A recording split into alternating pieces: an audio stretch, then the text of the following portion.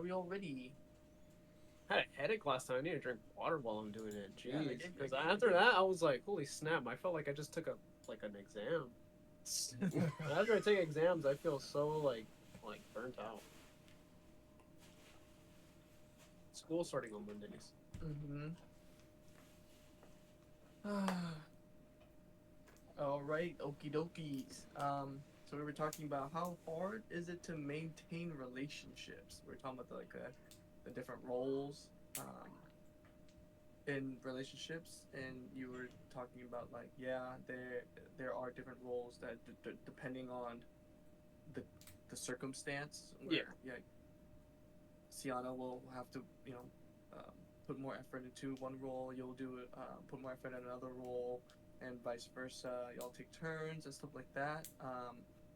And kind of like I wanted to look at for you Jeff as well in your household, like what roles and like what roles do we play differently compared to our partners, and then in a bit we'll talk about how we how we look at relationships compared to women. Kind of like what maybe like why are we in a relationship? Like why you know there's some not a debate, but conversation about there's some people that believe in polygamy, versus monogamy. I actually Um, know a couple people that are polygamous. there you go. So we can talk about that. So if we want to get back in, turn it up a little bit. If we want to get back into maintaining relationship roles, yeah. Um, because at least for me, I'm definitely for right now in this early stage dating Mia. I'm very conscious about. Oh, I need to play the role of trying to provide, trying to find a better job to make even more money, also to protect, to make Mia feel safe and warm every time she comes home and she's with me. Um, and You make me feel safe and warm. yes, you do too, especially at night, Jeff. um, yeah, so at least for me, that's what it is. And then I've had a lot of talks with Mia about like, okay, we're still in the early stages. It's kind of like, how do you want to be as my girlfriend, as a wife, as a mom later? So kind of just think about those stuff, and while we go through life together, experience life, I have to bring up a lot about okay, like if how can we be together, or how can we be as parents if we can't handle this one thing, for example, or like this thing is really hard for her, or really challenging, and she's not used to it, so she's still younger and hasn't experienced as much. And so I've really exposed about like, hey, like start thinking about how how one should be as a partner, as a mom, as a so because I constantly am always, even pre dating, I before I found someone, I'm always like, okay, if I want the right person, how should I be, right? Um, how can I improve and better myself to make sure I am the best boyfriend, husband, and father later? So that's what I have to be.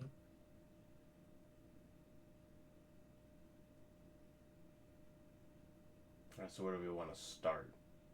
Mm-hmm. And do you want to have like a little, hey, we ran out of time last time, so we're picking this back up? Like, do you want something like that in or no? No, I mean at least for audio, right? I'm just gonna splice it, and then it's gonna like smooth over into one part. Um, for video, it's just gonna have to cut. It's just gonna look Yeah, funny. the video is just gonna look weird. I just didn't know, like, because in case we like left off on a thought, like that thought wasn't finished, or I ended it. if Remember, I it was like, feels hey, like like we like like just pivoted. no, I even doing Cullen's right now. There was one part. There's two places where he messaged me. He's like, hey, I actually might be misinformed.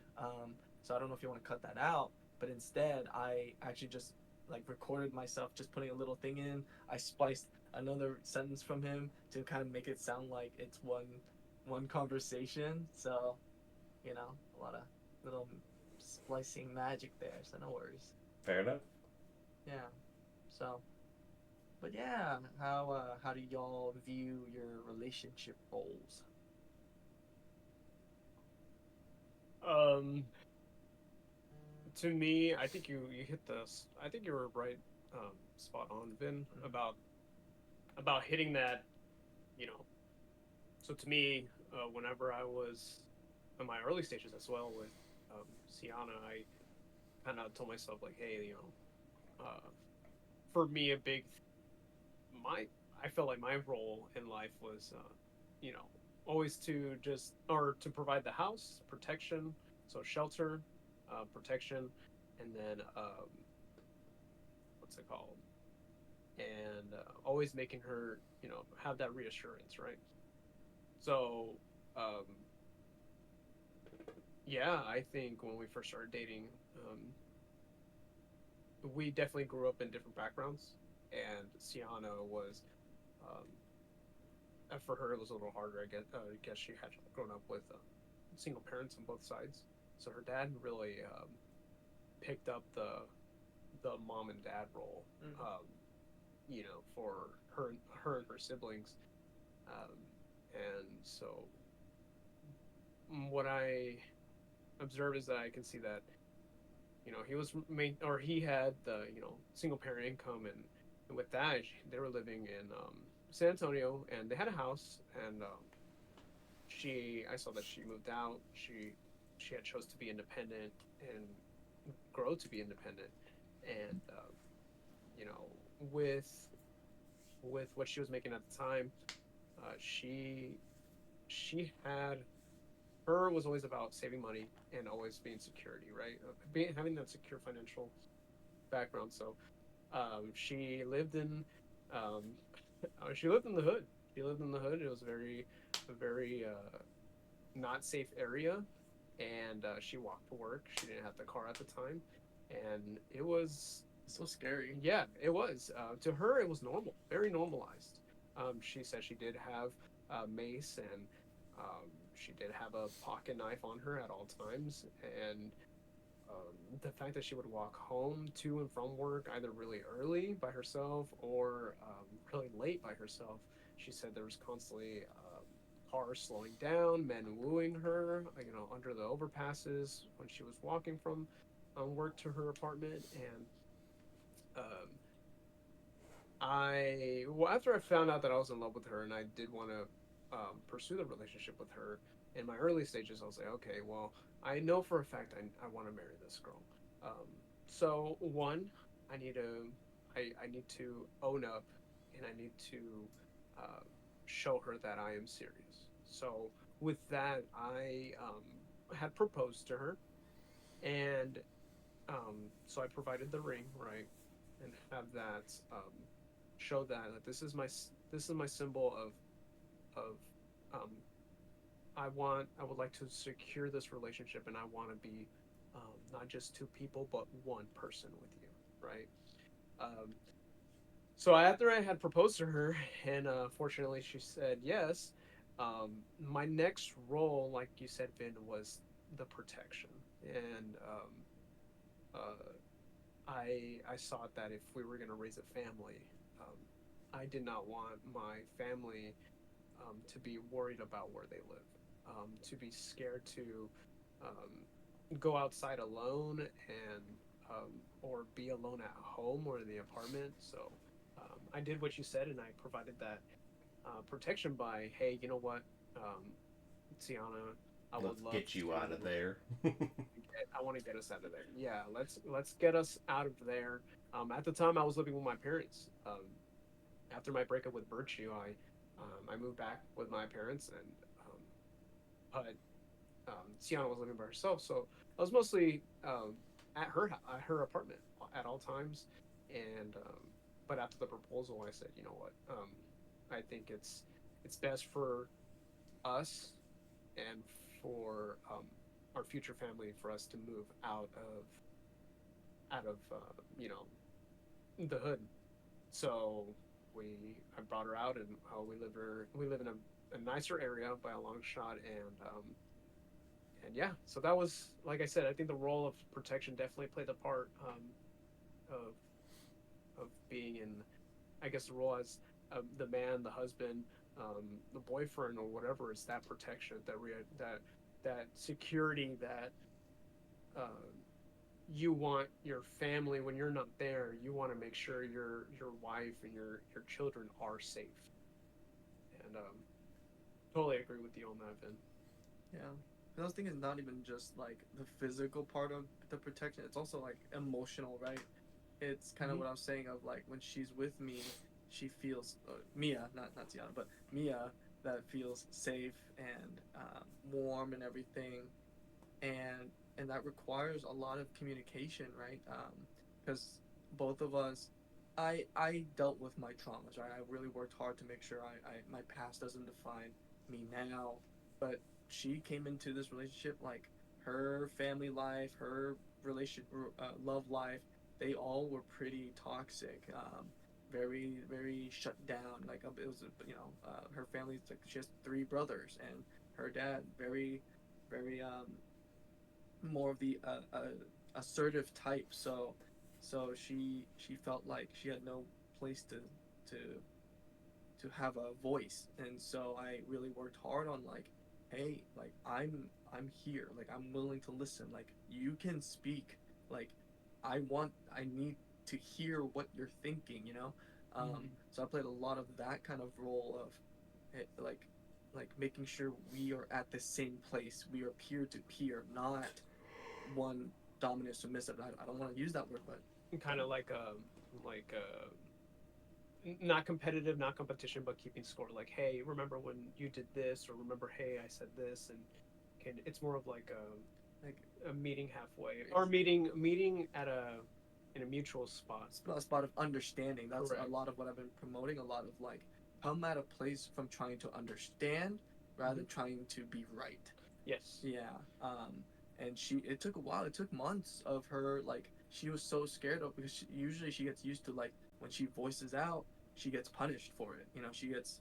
Um, so I I really worked hard. I'm like, hey, I'm chill. Like I'm stay calm, and I don't react or anything. And and now she's able to voice out, and she's like, wow, this feels really nice that we are able to just have a conversation. I like how you said nice. That's something in my relationship with Sienna that was very, um, kind of different. We actually had so a lot of the relationships are like, hey, you're too nice, or you're just being too nice, or you're Mm. too nice. And and I remember it was the day we were hanging out with my parents, and we're at their house, and um,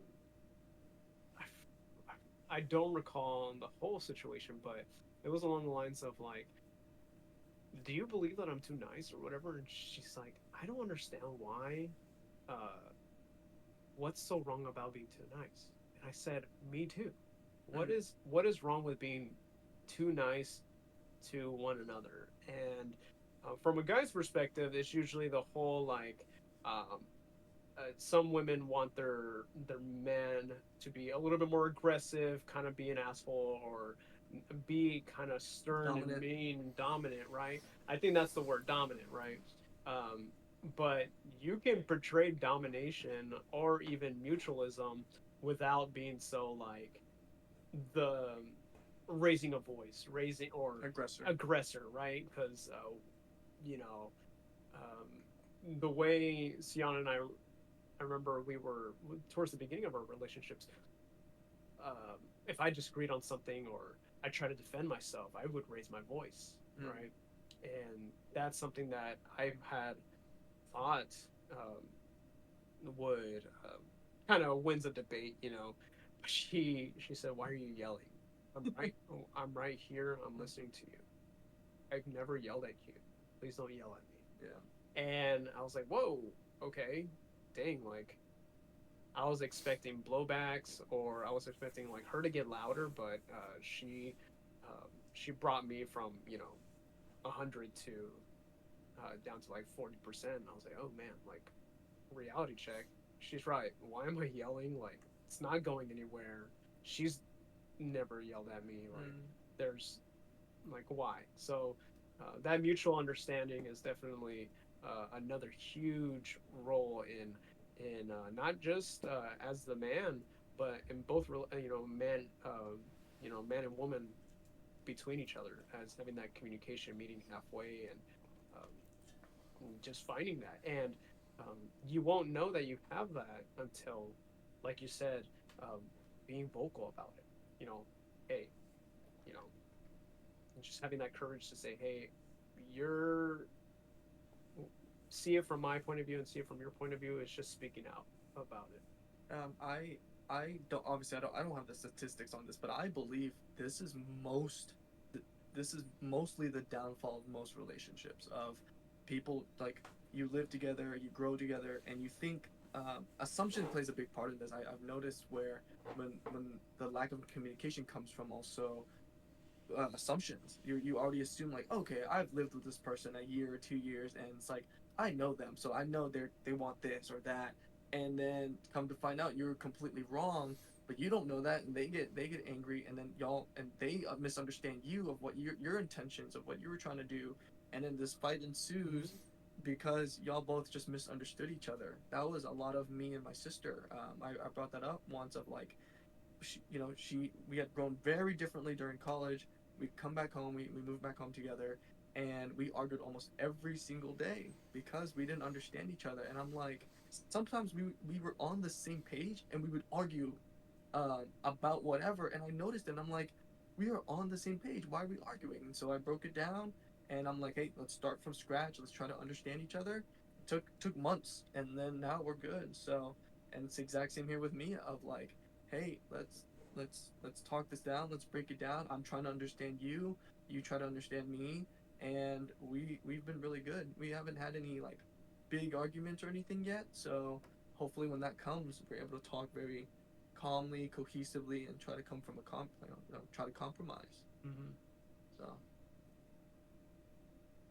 Um, I the argument part is awesome, right? The argument part is awesome. It's an awesome topic because it's like, oh, do you guys argue? Do they argue a lot? I just saw yesterday. It was last night. We were looking at the. It was it was a crime case and they're investigating. Number one suspect is always the husband or boyfriend, right? So they're always asking questions like, did they argue? Did they argue? And they're like, yeah, they always argued all the time. They're talking to the detectives, and and some of them were like, no, I never saw them argue. So arguments are always a huge, uh, I guess, elephant in the room when it comes to relationships and perspectives, right? Um, I think uh, arguments are very healthy, but when you communicate and meeting that halfway, yeah, right? Um, Constructive arguments versus aggressive construction, arguments. correct? Yeah. yeah, constructive. Yeah, Because you're right. I mean, you and Mia have not had an argument, but you guys have definitely had probably something disagreements. disagreements, right? Yeah. And that's what I had with Sienna for a long time, right? And we're like, man, we really never really argued with each other, and um, it was very different. That's something I knew it was different with Sienna compared to the past relationships or girls that I would hook up with, or comparing them to Mm. Sienna is, it felt very, you know, uh, it went to the point to where it's like, when is this argument gonna happen? Like, when is Mm. it gonna blow up? You're just Right? kind of waiting for the ball to drop. Yeah, and yeah, so that's definitely a huge thing in a relationship. Is a huge topic Communication. is communication and and just being open. I mean, you just have to be open. If you're not open, one thing I've learned from uh, it was from one of my cousins. She just said, "I tell my mom everything," and I was like, "Man, you tell her everything?" She goes, yeah, I tell my mom everything. And she's like, and I said, why did you tell her everything? Like, even good or bad? She goes, well, if you can't tell your parents something in full honesty, then what makes you think like you can tell someone else in full honesty? Like, how can you like who? If you can't trust your parents, then who else can you trust? And that's the same thing with a relationship. I've carried that since I mean I was a teenager when I heard that, and I've carried that to to now. Uh, I can if you agree can't, with that to an extent. I mean, there are some things I would not tell my parents, well, yeah, but I would but tell my partner. and yeah, I mean, you're obviously not going to talk to your parents and be like, hey, I just, I'm telling my mom, I just pounded the crap out of this girl the other day. Like, you know, Ew. you're not gonna say that to mom, I mean, I might tell but my dad. yeah, oh your dad, there you go. But for your wife, I mean, if something's bothering you, even small or big, like, and if you screwed up, if you forgot to, if you, I mean, one thing for me was, um, uh, I was letting my son play with some matches, and I was teaching him how to play with matches. And long story short, he burned himself, and I was just like, oh my gosh, the guilt in my heart. It was the first time like I really didn't think what I was doing. I was like, you know what, he's gonna learn. I can blow him out on time. Like, I'm right here, and I just know if she was there, she would have definitely been like, please don't let him play with matches. Like, he's gonna burn himself and all this stuff. But Were, she was at work that day, and he ended up burning himself. And um, were you she teaching was him there to for me. I use was them or teaching him to play with them?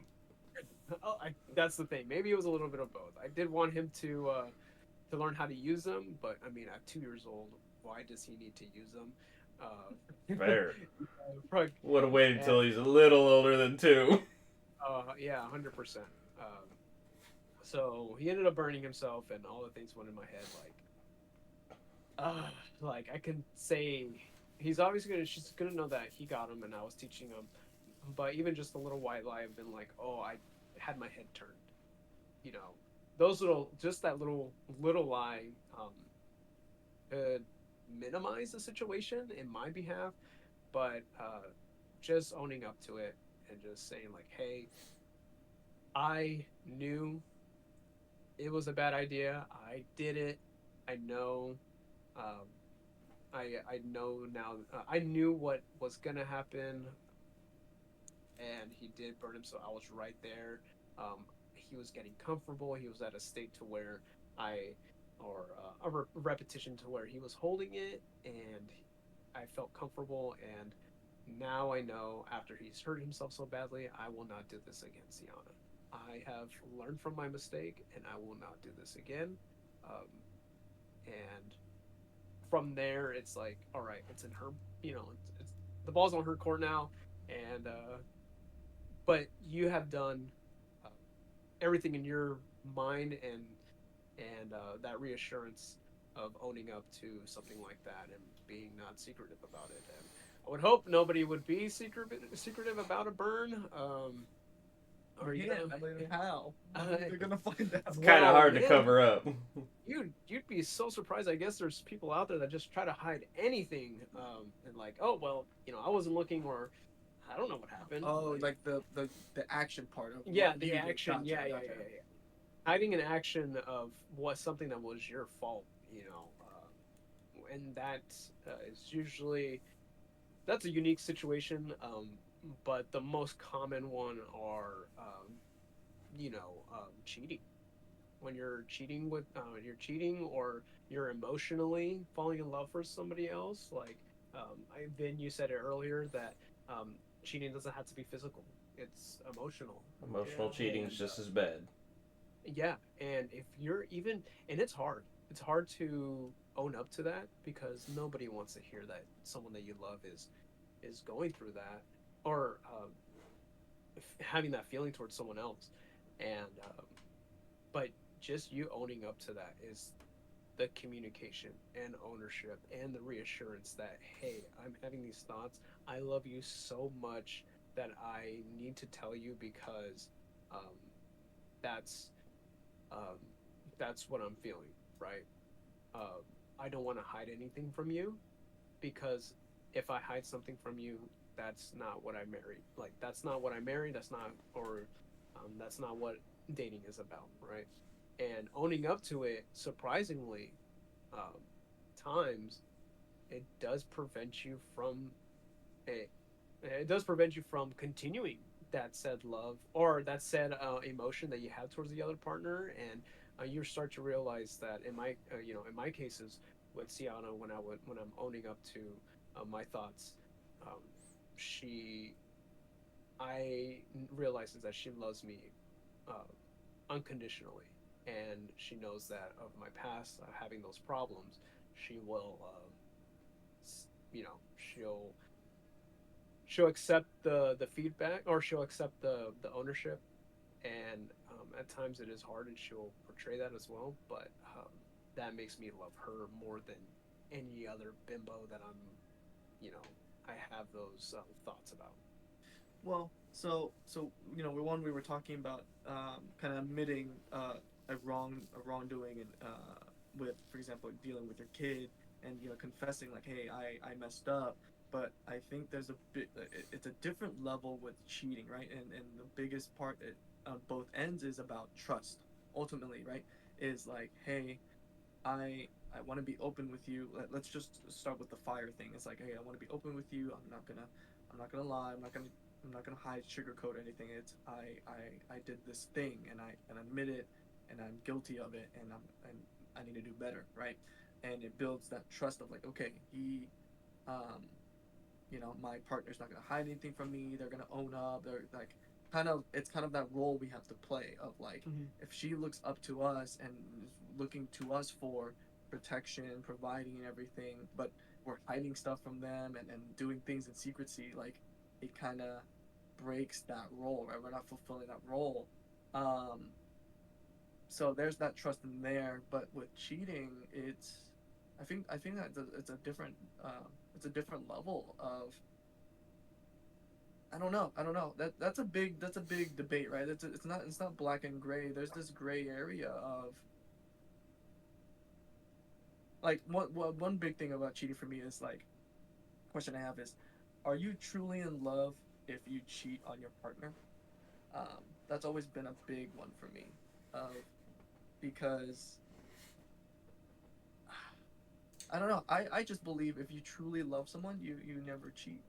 Right. I do That's a believe you were on the right path with where you started with that, Ben. Like, the small lies in the beginning, if you aren't open and honest with them and communicate them, they turn into bigger lies down the road, which Yeah, could then lead to, well, I hid this from them, I hid that from them, I can hide other I can things. hide other yeah things. So I do agree, like, fessing up and owning up to those little lies and having that open, honest communication prevents the bigger ones down the road. If you're just genuine with your partner from the start, you'll continue to be genuine with them. You have that communication, you build that trust, and then that leads you to not violating that trust down the road. yeah. Um, I agree with you, Jeff, and I agree with you as well, Finn. That's an extreme situation. They are different. The reason why I bring up that fire situation is because there are little lies that you can build a foundation and be like, you know what, I can be honest from the very get go, be loyal, right? But as you trickle to situations that you kind of like, oh, I'm gonna be in secrecy a little bit about, right? So I don't have to tell her that, um, I can say little white lies, right? Little white lies turn to very dark lies, and um, it's when you're pushing those boundaries and that they become into something like, okay, so there's someone at work. Work. Usually, it's Yeah, always it's work. always someone at work, right? Always. And there's someone new, and you know, they catch your eye, and then you're like, you know what, like I am, or myself, I am married. I am, I am. in love and I am, uh, you know, doing what you are, right? Doing what you do, just going day to day, going day by day, right? And then that new person comes and they, you know, give you attention, right? And usually you go at it as friends. You're like, okay, we're just gonna be friends. There's nothing wrong with that. Like, Correct, friend. right? That's usually how it starts too. So it's as friends, and it's your duty to make it as a friend as well, right? Um, so, but there are situations where you have a ring on your hand, and that actually makes you more approachable to women. Sure. Women don't care. It's not their. It's not another person's job. It is your job to have that reassurance, right? And you're right, Vin. It is up to you to have um, that trust, to build that trust, to have that firm foundation of who you love. If you love somebody, you follow through, right? Um, and the the hardest part is that if you have gone on your life with loyalty and um, all of that, and or loyalty with your partner, and a woman comes up to you, and there's just that one thing that makes you weak, right? And they offer you that attention, two things can happen is that you can then decide to maintain your thoughts, or you decide to use your thoughts and again your coping and your skills to tell yourself, hey, that was nice, thank you, or whatever, and I'm still in a relationship, right? Or you give in, right? They fulfilled some sort of emotional connection that you haven't had in your relationship since probably since you guys first started, right? And just by that little connection, you start to feel something for that person. Mm-hmm. And then you get excited the next time and the next time. Before you guys know it, you know, you're now emotionally attached secretly to this person. Right. And that's the hard part, right? Because you love your person, you love them, but Loving someone else. you're also beginning to have a feeling that you haven't felt in, you know, some couples are a year, 2 years, 40 years, right? And props to the men who hold their ground and are like this, like they hold their ground and tell their partner, like, hey, this person is so and so, or even when they first arrive, and there's like, hey, this person just started working here, you know, this is so and so, like, you know, because I realize no matter where I'm working at, men tend to act very different when they get visited by their significant other or families at work. Um, and why is that? It's usually because you're hiding something, right? Say again. You act differently when they show up to work. I notice that people act differently sometimes when their significant other or family comes to work, right? And so if you're not being your 100% self, it's because you're truly, I mean, you're most likely being secretive of something. You can call it professionalism, right? Because you're at your workplace, you want to be professional, right? And the wife understands that, right? But if your friends, or not your friends, your coworkers begin to notice that, um, it's because you're hiding something, right? So um, it's most likely I have a, it's most likely because um, they don't want you to see how raw you are at work compared to how you are at home. And so you've built this persona that you're a certain way at work versus the way you are um, at home. Professionalism is always going to be there, right? And that's obviously acceptable. But when I see men who are very quiet, distance, they don't sit with the same people. Um, to me, I see like, oh, okay, they're hiding something because there's that relationship with that significant other is not 100% honest and trustful. Hmm. You look a little confused, Vin, but I actually do understand where Brandon's coming from, and I've seen it. Like if you have a family member or a spouse or a partner visit you at work, like I have seen some people, like yes, they have like that level of professionalism, like they're not like their true self, like they're trying to like exactly. paint a picture like for their spouse or their family, like, oh, like, this is my workplace, this is what I do. But then I've seen other where it's not like that different face of professionalism. It's that, okay, I can't have them talk to this person, I can't have them talk to that person, I can't have them see me around this person. Those are the guys that are hiding something because they're probably engaging with somebody else in the workplace. Like, it's really hard to put it into words on like the actions and things like that, but I have seen, like, there's the, oh no, like, I'm just trying to be professional because I'm at work and I want my partner or family member to be proud of me and like see like what I do. And then there's that, like, no, I need to keep this picture painted and stay away from these certain people. Yeah. Like, it's hard Yeah. to put it in words, but I do understand what he's saying. Um, yeah, there's I realize this. It happens all the time. And it usually happens when a coworker knows your significant other. When your significant other is like when somebody knows who you guys are, right? Um, your actions just change, and because I mean you're afraid that someone's going to say something to them, right? Um, so I've seen it a lot. I've seen it many times. To be honest, I've done it myself, and it's an ugly feeling. I mean, why? I remember with my ex virtue, I would, you know, um, it wasn't 100%. What's it called? I was getting, it was a toxic relationship, and then when, another coworker would say something, very small or whatever, I'm like, man, like that feels nice, like not to be yelled at, not to be, um, you know, Belittled. to someone to actually listen to me or care about or talk about something just normal, which would be like, I don't know, uh, celebrity news or the show that we're watching, like, or they actually like a show that you watch. You know what I'm saying? Like, just little things like that. Like that just feels breathable. Like it just makes you feel so lightweighted, right? So with my ex, whenever that coworker and like we all work together, right? But whenever that coworker would, work in the same shift, I definitely would, um, I definitely felt that I was hiding something, even if like you said, like it wasn't physical, but just that little emotional like attachment that I had, I felt kind of like, oh, like, mm, I probably need to stay away. Like, I don't, like you're just hiding something. Like you're hiding that emotional connection, right?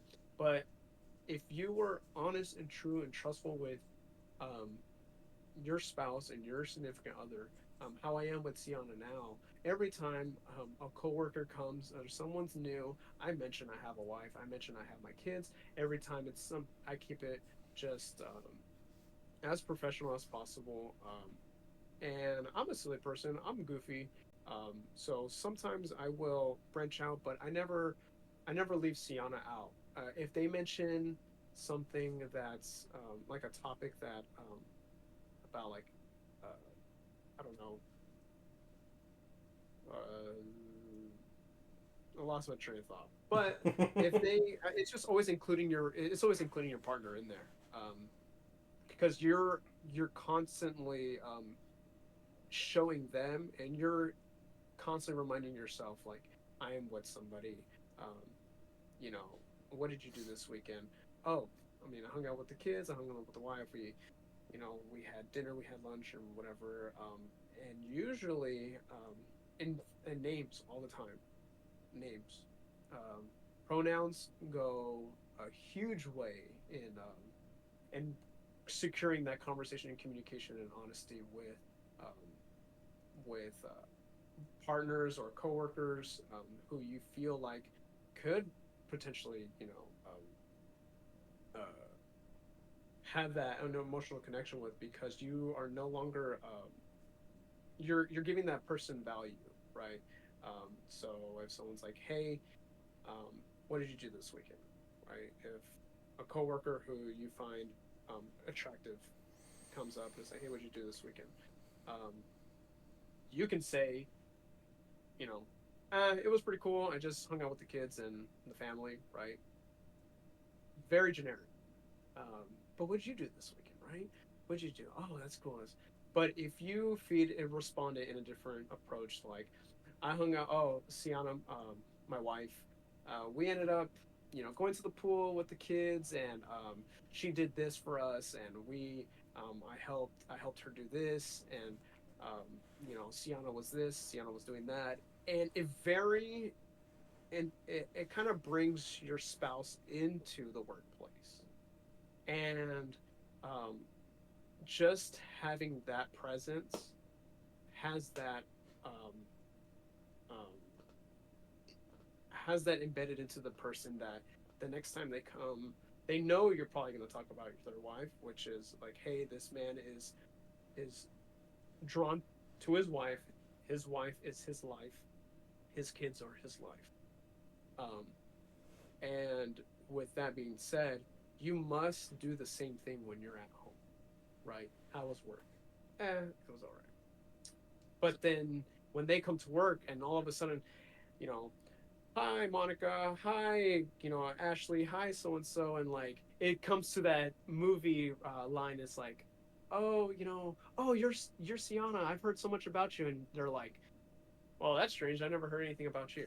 Right? That's where that conversation comes, because that's true, right? Yep. So now when I have Sienna come over, when I come home and I tell her from little like conversations that I have with any woman. I tell her straight up, if there's a woman that's catching my attention, I tell her that, and I'm like, hey, like, um, she's very like, she's pretty, but I'm not, like, I remind myself, like, hey, I'm with you. And she knows, right? It's a workplace. Everybody knows. Some people are very mature, some people are very immature, right?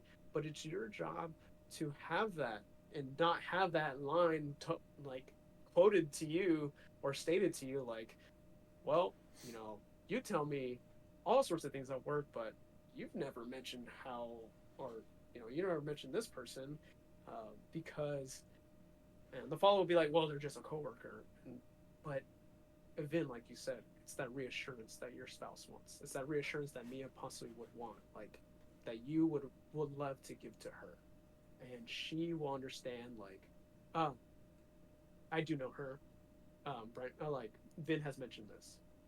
Vin has mentioned her before. She's the one who thinks Vin's attractive, but so what? Because he's told me already. I know. Like, I find it funny you like very subtly like bring up your wife like to people at work, like, oh yeah, like we did this and she did this for me and it was awesome. I had a very direct approach to it at work, and Vin has seen it. So like when I was a trainer, like my job was to train people to do the job. Like I'd have 20 people in the room. Any class that I had a female student that I would notice like would kind of like flirt with me or look at me in that way, like I would find an opportunity to bring my wife up to the class and then put a picture of her on the projector. there you go. See, but Jeff, why do you do that? Like, why did you do that? To shut that shit down. Exactly. There you go. That's good. That's awesome. And that's because I don't know your situation, but for me, um, you know, it's it's that constant coping and avoidance for me, right? Because I've struggled with that in the past. If a female comes and she's giving me all the attention, she's giving me everything that is fulfilling those things, um, that my wife is as well, but it's someone different. Um, I'm vulnerable to that. So my thing is to shut that shit down, right? That's my job, to shut it down. Well, there's a lot of guys like that it's not necessarily this person is fulfilling something they're missing. For a lot of guys, it's just the ooh, new toy. The attention. Like it doesn't even necessarily need to be like they're checking a different box than their partner is. It's just the fact that it's somebody new. Well, okay, so the new thing, right? So how is it that relationships have been so for 50 years, right? And some of them are like, I've been so faithful, right? Well, someone new is because uh, that goes along the lines of, you're probably not, things are repetitive. There's a constant thing with chemistry. with relationships. And one thing I learned from what's it called? Meet the Fockers, that franchise. Like, oh my gosh, like with Ben Stiller, and his mom's a sex therapist, and she's like, you've been in a relationship, you got kids, you don't have time, and it's, you're 20 years in, and what do you do? Is that people say not to have an affair, right? And she says, I say yes, have an affair with yourself. I mean, with your partner. I was like, Not what? with yourself, with your partner. What are you Dang. talking Yeah, about? with not with yourself, because that would be masturbating. But with your partner, and I love that. She was like, not with somebody else. She's like, you. She says yes, but with your partner, right? You do role play. You pretend to do stuff. You pretend to be someone else. You pretend, you play dress up. You got excitement. That's why people tend to have affairs. That's why people tend to have. They end up cheating because things have become repetitive, and you're not spicing things up, and that's what something new will be. That's when, again, to the communication, that's when you which is a whole nother topic, is when you someone new that's not someone new catches your eye because um, the relationship has become repetitive, right? But when you introduce that, and you have to be honest and to your partner, you just say, hey, why don't we try something new? Hey, the kids are um, they're playing outside. Let's do like a quickie, like 5 seconds, 5-10 seconds. Like, let's just do it real quick. Like that. That's what creates those bonds, right? Spice it up. Um, yeah, yeah, spice it up. Or even if not, like if you don't have kids, right? But you guys have opposite schedules, right? And so you and your girlfriend are you've been in a relationship, and you realize that, man, we hardly have time when we go home to each other, like, which is like uh, we're tired, like we want to watch Netflix, and by the time we're 10 minutes into Netflix, we just want us to lay down. No, maybe like, hey, you send a text message like, you know I can't wait to see you like naked tonight, or dang, I was thinking about your butt. And that just let the little sexting that you have for one another sparks something, right? Because you either haven't done it in a while, probably since you guys first started dating, or spice it up again, and you just say, hey, I'm here on your lunch break, come to my car real quick. Like things like Risky. that. Yeah. Risky. And so, but those are the things that spice up a relationship and prevent, Jeff, like you said, something new, right? You're Yeah. spicing it up, and you're rekindling that, hey, my partner and I, we still got this. Like, we're still a little freaky, right? I don't need somebody else to fulfill that. I don't need someone different. And yeah. Dude, it reminds me of a story I read where, so this married couple married for several years, and they were just unsatisfied with each other. They just the love fizzled out, as they called it, right? And so they both went on like a dating website, just a chat website, whatever, and they started chatting with other people all at the same time, and they both found their affair partners, and they fell in love, and they're like, oh my god, like they would complain about the marriage to the affair partners, right? And both of them were saying how, like, oh my gosh, my partner doesn't like talk to me or make love, like kind of like the excitement anymore. They don't spice things up anymore. Yada yada. They're both saying the exact same thing, and they both and with their cheating, but they're like, oh my gosh, I feel this connection with you. And they talk for several months. They cheat for several months, and they're like, we need to meet. And they're like, okay. They meet up at the restaurant, and it was each other. That's crazy. It was each other, and the crazy That's the part was they plot of that still fucking divorced. Pina Colada song. Yeah, exactly. And like they ended up still divorcing because the main thing was like, okay, one, they just don't trust each other. When they were willing to go and meet out with someone completely new, both of them at the same time. So the end result was like the craziest part was like if they both just put in that effort they had for someone new, they would have been fine. Right? They because they obviously attracted each other again. Yeah. That's the craziest part, right? They were right for each other, but like they just stopped putting in the effort after several years of marriage or whatever. Um, Found someone new, kind of like what y'all are talking about, and then they put in the effort again, and they both fell in love with each other again, and but it didn't work because they lost the trust. Yeah. Yeah. That was so wild to me. Yeah. Trust and communication is a huge thing, and They're Yeah, the, that was they're the two honestly, biggest that's things. so crazy. That's a crazy story. Like, that's And they still divorced. It's crazy. That's why, yeah, and Oh my god. man, if they would only find that they were doing that to each other, like that would from the very get go, and it all runs back because you are the man and the woman have to do the effort. Like it's effort, communication, effort, open, honest, trust, security, reassurance. All that is a constant day to day thing. And I'm a firm believer. If you love somebody, you just be straight up.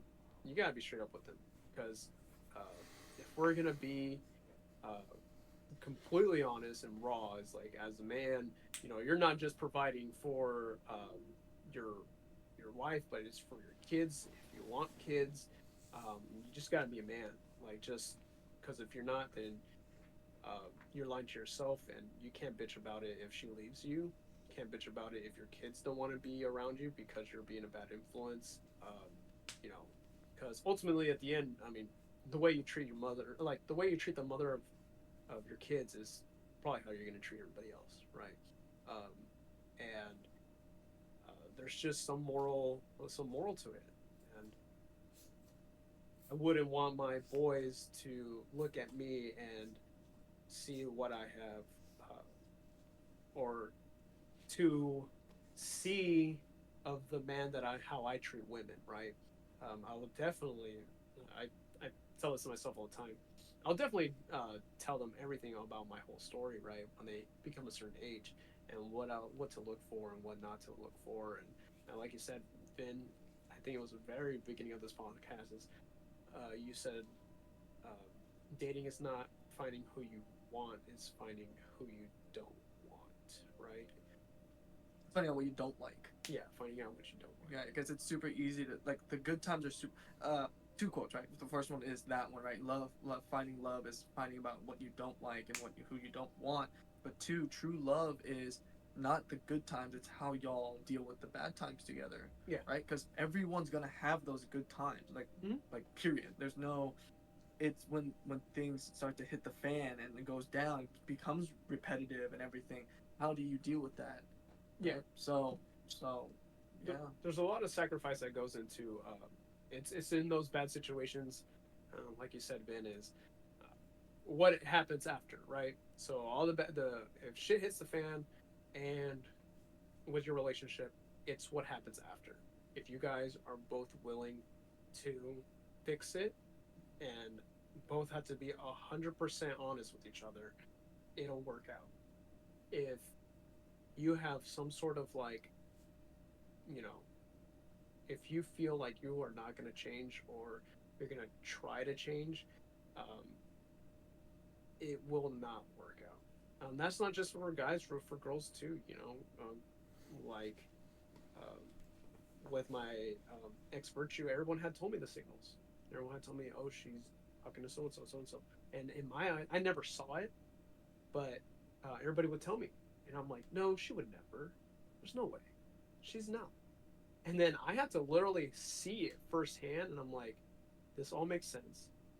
She tried to get back to me. She tried to get back with me like 4 months, 6 months later, and um, I was just like, no, because all those red flags that everybody was giving me, um, I completely ignored them. And if she, um, I had multiple times did the effort, and it looked like she was not changing. It was also about like, the passion and her ambition, right? So she never really uh, changed or pursued those ambitions or passions that she had. So 6 months, or we had been together for 3 years, right? And I had been notified of those flags like every year, or once at least a year, or I had been gone 2 years, and then someone would be like, "Hey, I just saw her talking to so and so or messaging so and so. Like, do you think there's something there?" And I'd be like, "Yeah, whatever. I don't think so." Like, I checked her phone or whatever, and I didn't see anything. So this guy is probably jealous or whatever, and that was just me being blind because I was putting so much effort into the relationship, and I saw a certain way. But once that huge red flag of me literally walking in and seeing her with somebody else was like, all right, this is not going to change, right? So then I just ended it. I ended it after that, and I mean, obviously, I would hope I was smart enough to, um, if there's you're visually seeing them, someone cheat on you, then I would hope that you would be Walk smart enough away. to, yeah, walk away, because that is after that, if you um, the only way really that virtue, because now I've learned, now it's been many years now that I'm on the other side. If the only way that virtue and I would have stayed together would be us being completely honest with each other, and being she would have to tell me everybody she had been with, everybody she had been talking to, and she would have to go through all of the things that I'm going through now. It'd be like, if I'm at work, if we're at work and someone hits on her, I would expect her to be honest and be like, "Hey, someone's hitting on me. I just want you to know I'm trying not to be that girl anymore." Right? But given the fact that I chose myself, that that was not the way I wanted to go, I knew, I had a hunch that it was not going to go anywhere that way. Um, I chose to move on. So So let's go back to my second question then. What, like, would even if you took her back and made it all work, don't you wouldn't it like bother you in the back of your head, like you weren't? I don't have the word for this. Like that she doesn't truly love me, right? Don't you? Because going back to my question was, I believe that if you truly love someone, you'd never cheat. um, I your question, I would love to believe in that, Right. right? But I don't, because I am firsthand have cheated on Sienna, Right. and I love her to death today, right? Um, I think it's a part of the maturing process of of what, when you find out of what you're dealing with and all of that. So um, if Virtue had, if she had continued, and she would have to put 100% effort, and then I'll be like, you know what, she's no longer, acting this way, her behavior, emotional, mentally, um, even physically, like all of that must change, because um, if she doesn't, then she's not sacrificing what she had to make up for what all she's lost. Um. So I'm gonna ask you this now: is do you do you still have cheating thoughts now with other girls? Like, whenever you like befriend someone or you see people in the street, like, do you have those impulses to want to connect with them? And So I have they've been mitigated to a point to where now I call it eye candy. They're sure, good to look at, sure, and I think I'm out along the lines of I'm glad I'm at this point where it's, I think, like you said, it's like you look but you don't touch, right? I Look think yeah, but don't touch. yeah, and but again, Ben, that's because I've gone through. I'm gonna tell Sienna that's all my mitigation. I don't have those. I'm gonna cheat on Sienna. I don't have those anymore. I don't have. Hey, if we talk, I'm gonna try to talk to this girl, or whatever, or I'm gonna see if I still got it. I don't have those anymore, because I know with Sienna, um, weekly, or sometime, or same day, I'm gonna tell her like, hey, I had a hard time today. Hey, honey, she would be at home, or she'll go visit her family in Houston, right? And I'll be at home, and I as soon as she comes home, I'm like, hey, honey, I had a hard time. She's like, what's wrong? Had a hard time. While you're away, you know, uh, I saw something on the television, kind of got my feelings up, and a whole nother subject, but pornography is a whole nother thing, right? Because that's another trigger of mine. But Trigger to cheat or trigger to what? trigger to start becoming cheating. I feel like is the end goal, right? Okay. I feel like for me is the having those deviant thoughts, triggering those deviant thoughts of like, oh, I can you know, I can either I can masturbate in secrecy, right? And I cannot tell my wife. And with that, again, creates that snowball effect, and one lie creates another thing, to end up talking to another woman because you're trying to seek out that you're trying to fulfill that void, right? I'm So curious about something now. Why go would you ahead, need to hide masturbation from your wife? Like, masturbation itself is a healthy thing. Jeff. I'm glad you say that. So a lot of relationships, um, believe it or not, some women do not like that their man is looking at another woman. Well, that Masturbate. part I can accept. Like, this is probably going to be sharing way too much information, but No, you're fine. like, my wife is uncomfortable with pornography, Okay. but I used to like pornography in Okay. order to masturbate. Okay. We had a compromise of, okay, well, you don't want me looking at other girls, and I like to watch porn, like, when I need to service myself, like if she's not in the mood or not feeling well or whatever, like I'm not going to hold that against her. Our compromise, we made our own for those situations. So that's healthy. That is healthy, right? So now I'm That's not healthy. I'm not But watching other women. I'm watching mine. but that's healthy, right, Jeff? You're saying a situation that's not mine, right? I'm. What were to happen if you were to watch porn? Would you tell your wife? Like, be honest. If you went and you watched porn that was not your guys' own, I how would would she tell react? her. It would make Okay, her uncomfortable, but I would tell okay, her. okay. It'll make her uncomfortable, right? And to some men, including myself in the past, I I wouldn't have had that courage to tell my significant other, my partner, right? I would hide that, and because in a previous relationship, um, you know, porn and masturbation was um, a huge no, So right? you're not hiding the masturbation itself. You would feel the need to hide the porn Correct. specifically. Okay. Yeah, That makes more sense. Like I yeah, like the way you said it the first time. I was like, why would you need to hide the fact that you're masturbating to your partner? Like it's part of life. It's healthy. yeah. And so going back to like when she's away, to me, um, just something on like those thirst traps or those, um, those videos that are like on either what's it called, like TikTok. YouTube or like even on Netflix and all that stuff. Those love romance ones, like to me, those are.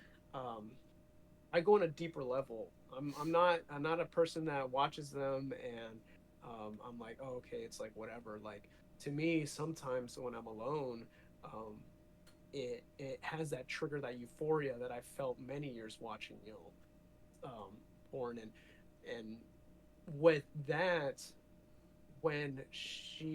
when I'm on the phone with her, she's like, hey, how are you doing? I'm like, I'm good. Or I say, I'm like, I'm good. Here at home. Hey, I just want you to know, like, I had a hard time last night. I couldn't go to bed. I started having these feelings. I saw something on the internet that was keeping me. I mean, that brought some past urges, some past triggers. Um, and with that, I want you to know, like, I'm I set the phone down, I did all this stuff, and this is a very extreme situation in like for me, right? And but being that raw and being honest has saved my relationship with Sienna because again, I was not that guy, you know. I always tell her that she always says I was a poop, right? She always says she's like, you were a poop when we first started dating, when we first were in this relationship. And I was like, yeah, I know. And I hate that I could not have been loyal from the very beginning. And I say this probably like bi-weekly, right? Because to me, that is something I want to share at all times. because it helps me and it reminds me and it mitigates me. Um, so that's where I'm at with that. So what I've come to understand is your cheating is from a sense of habit. Like it's from a sense of um, the mind game you played of I want to cheat not because Sienna is doesn't fulfill my needs. It's because this is what I like to do. This is what it's a fun game for me.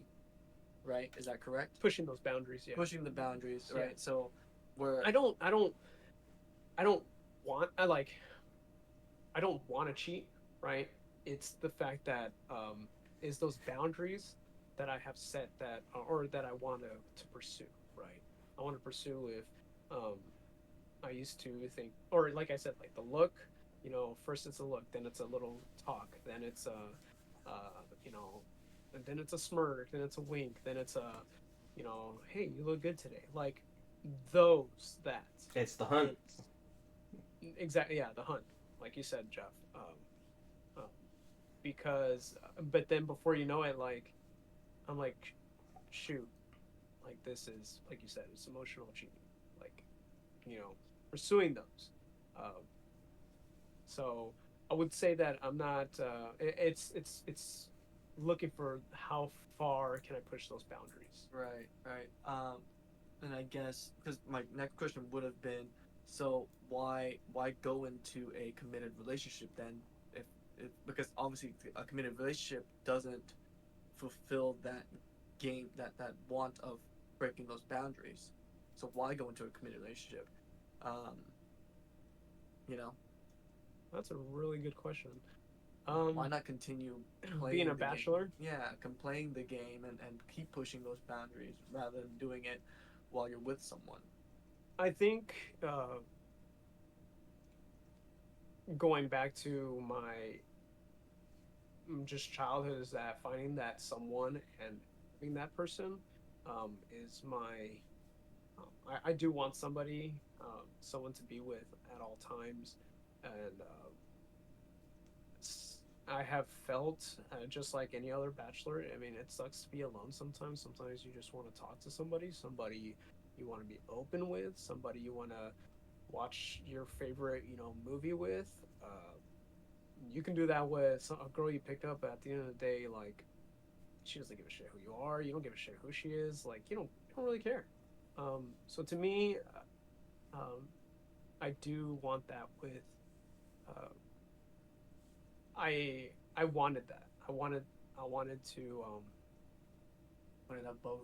yeah, have have the luxury of being with somebody, and out of pure immaturity I realized that you can't have both for Can't have your obvious cake and eat it reasons. too.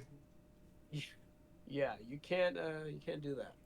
I So guess to duh. rephrase Vin's question, then, like, what was the turning point for you? Like, when did you realize you were ready to be done with the hunt and the game? Like, and you knew, like, okay, now I'm at the point where I want to settle down. It came to a point I actually had a I was with I believe we were 3 to 4 years into our relationship, and I had my son already, and uh, yeah, I was talking to somebody, right? I just that somebody would visit me at work, and she would give me that attention, and um, it was it eventually got to Sienna, and that's when she was like, either I'm gonna walk out if you don't change. And it was different because it's not one of those like, uh, I'm gonna leave you or whatever. Um, it was like 3 days. I did not.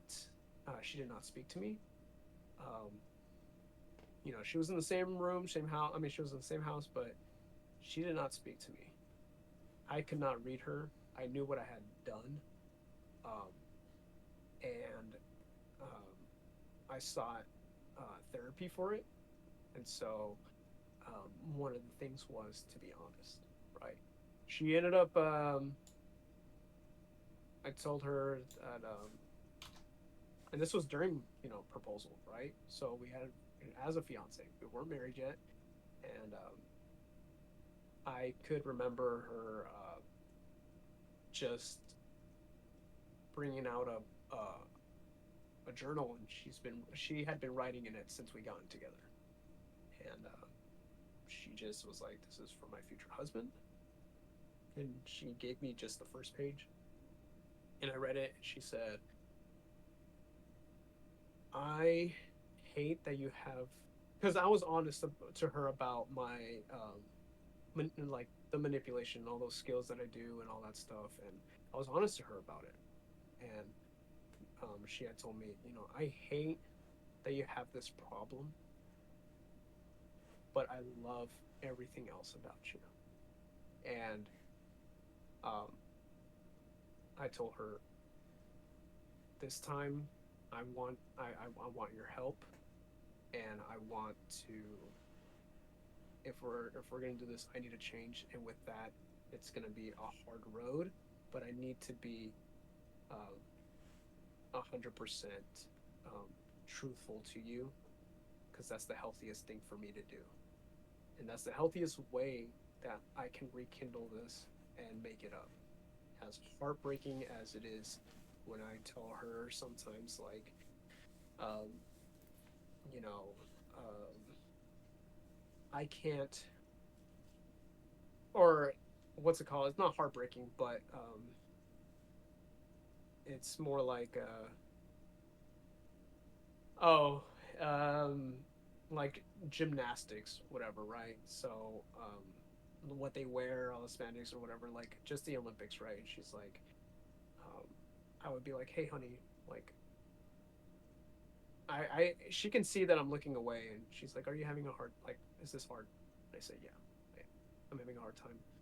And we're at the point now, she should just be like, yeah, okay, we can change to something else, we can watch something else and whatever, because she wants to watch the sport, she wants to see it, our daughter, she thinks it's fun to watch them and sports, but um that sacrifice for me is like, um again, to those triggers, is like, hey, I got to be honest, like, this is not this is not helping me, and would you mind changing it?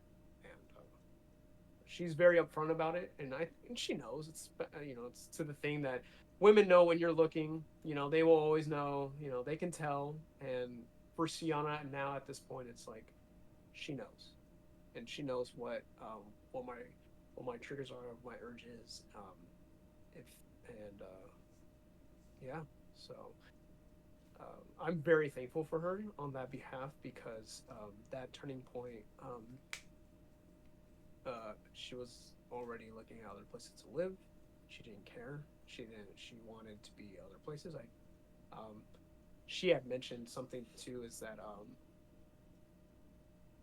I think that hit really hard was, I remember telling you guys, is that she was in a toxic relationship as well, right? And that's how we hit it off. Was we were both in toxic relationships previously, and she had. That's how we um, had that similarity.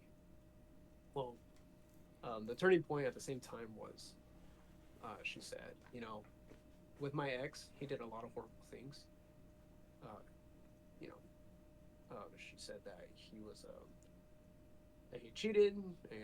He was all these bad things, right? He had cheated, abused, and all this stuff. And uh, she said, at least in the most subtle way, not even um, a yelling, nothing, but in this just soft tone, she just said, at least he would tell me that he was doing that stuff, and I have to find out with everything with you by other people. And from uh, hearing what that guy was about, I didn't like him. I didn't like him because of what he had did to her, all those things. But for her to claim that versus me, that hurt. I was I like, can man. imagine. I was like, dang, like, what a piece of shit I am. What a piece of shit father I am right now. Like, I'm feeling a man who's done a lot of horrible things to her. I'm making her feel worse because at least that guy was honest. And that's all a relationship is. So, Honesty, trust, and communication. yeah. Um, so that turning point changed, and again went, therapy, went through it, and it's just, it's all about, being honest with your person, your person, or your romantic partner, your wife, your spouse, your fiance, your girlfriend, your crush. It's just being honest. That is as as simple as it is. Because if you can't be honest with someone that you love, then how can you be, basically, like how can you trust somebody? Like, how do you know you're going to trust somebody else? I mean, you got to be honest from the beginning. It's it's not even just with someone you love, even with someone you haven't developed that love for yet. Like if you're in the early dating stage, the honesty has to start at the beginning. Hmm. Yeah. So now I'm at a point, where I go out into public, and I'm completing my bachelor's degree, and now I go to I'm on campus, school starting up, and when I am on campus, um, all of this has happened in my life. With um, I was unable to complete my degree, and so, being that bachelor, or whatever, I didn't care about, my grades at the point. I mean, at that point, and I fell off, and I got reinstated, um, 6 years later, 6 7 years later, and, now I'm back on campus, and it looks exactly the same. The college girls are still there, and, um, but now it's like I'm viewing it from all this past that all my experiences with my wife, with Tiana now, and now I look at it like I'm there, and it's kind of like a numbing sensation when I'm there. It's almost surreal that 7 years of going through my exes, going through that experience with Virtue, um, being in that car when I found Sienna walking outside, and I was with, trying to rekindle something with, one of the previous girls that was, potentially gonna be, someone I saw a future with, to having my kids, to, um, going through that, borderline losing my family, and her walking out, and, me being a piece of shit, and now working through my relationship constantly with, um, Sienna day to day. Um, when I go to, um, on campus, and I see these girls, or I see some of, or I have a class with them, and I notice one is pretty.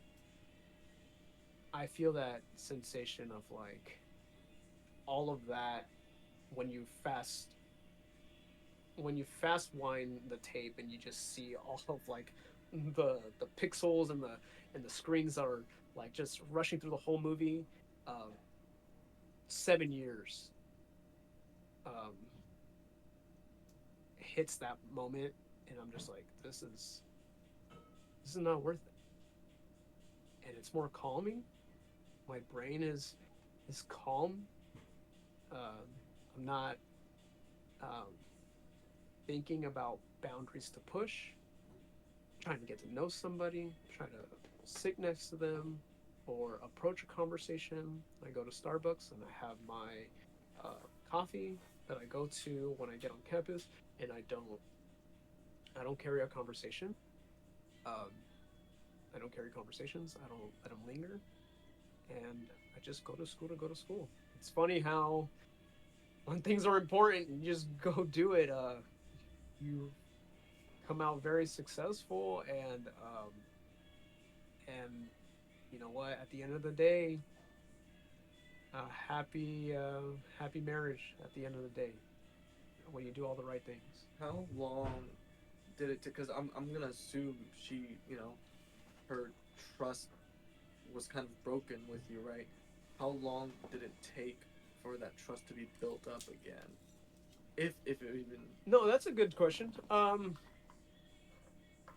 How long did the trust take to get back? Because that's a golden rule. I mean, that not a golden rule. That's a golden question. That's I mean, trust is a hard one. Once it's lost, yeah, it's damn especially near after impossible to get it back. yeah, exactly. I couldn't agree with you more, Jeff.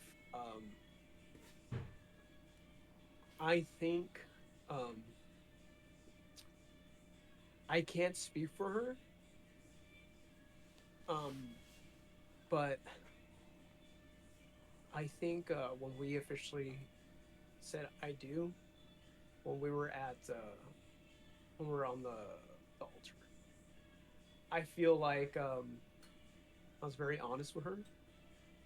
I was starting to open up gradually about my thoughts prior to the wedding, but during our honeymoon, I was like, "Hey, I really don't want to lose you guys ever again, and um, I'm gonna put in even more effort as a husband now."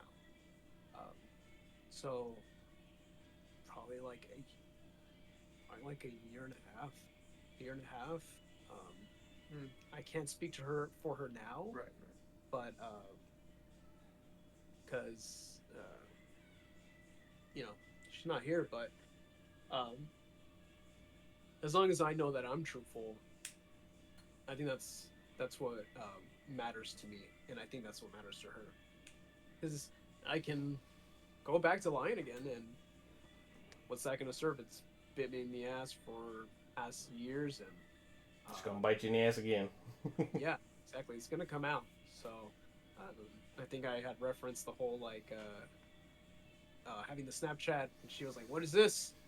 I was what like not that long, like a couple days ago, and she said, "What's that?" And I was just, I don't know, have no idea. And she was like, "Are you sure?" I was like, "Yeah." Tiana's not one of those women that, oh yeah, like, are you sure? And she doesn't make a scene at all. She's very calm, and it's That's almost very more terrifying. it is because I have no idea what she's feeling, no idea, Well, and it's I'm because like, like we're used to responding to right, anger and outbursts, but when you have someone that's like, okay, you're just like, what are you exactly, planning? What are you thinking? Jeff, exactly. Like, oh my gosh, like when she says, uh, are you sure? And I'm like, it's not me. And she's like, okay, because that's it. And I'm like, I'm gonna am die I in my gonna sleep roll the dice? tonight. Because I know it's not me. I know it's been since all of that happened. I mean, it's been years, so I know it's not me. It hasn't been on my phone. It has been downloaded, and it's so long. So the fact that it's on the history, like on the history or whatever, and she's like, "What is that?" And I'm like, it's a password. It's probably linked onto the Google account that's been on there for 10 years. So it's a safe password." She goes, "Okay," and continues the conversation. And to me, I'm comfortable. I'm I'm always an advocate of being honest, and everyone's relationship is different. It seems like Ben's is um, very different from mine, and Jeff, yours is different from both of ours as well. Like, uh, yeah, you said that, and it literally reminded me at work. Literally happened like a month ago, where I have this coworker Lexi, and she what did I don't cut my hair unless like an event's about to happen soon. So like it's been months, almost not a year, but it was a long time, and long hair, like frizzy and unkempt, and Mia had brought up like, hey, like, don't you think you should cut your hair? And I was like, yeah, we're about to go to Lubbock for the baby shower. That's a good time for me to cut my hair. And she's like, okay, it's just a little long. And I was like, yeah, I know. And then a few weeks later, Lexi at work, coworker, she's like, Vin, you need to cut that hair. And I was like, that's funny because Mia just said that. And she's like, I really concur. I really urge you to do it. And I was like, okay, okay, fine. If you both are saying I'll go do it tomorrow. So I come home and I said, I told Mia, I was like, dude, Lexi just told me to cut my hair. I'll go cut it. And she's like, okay. And I cut it. It looks good. And then I went back to work and I said, yeah.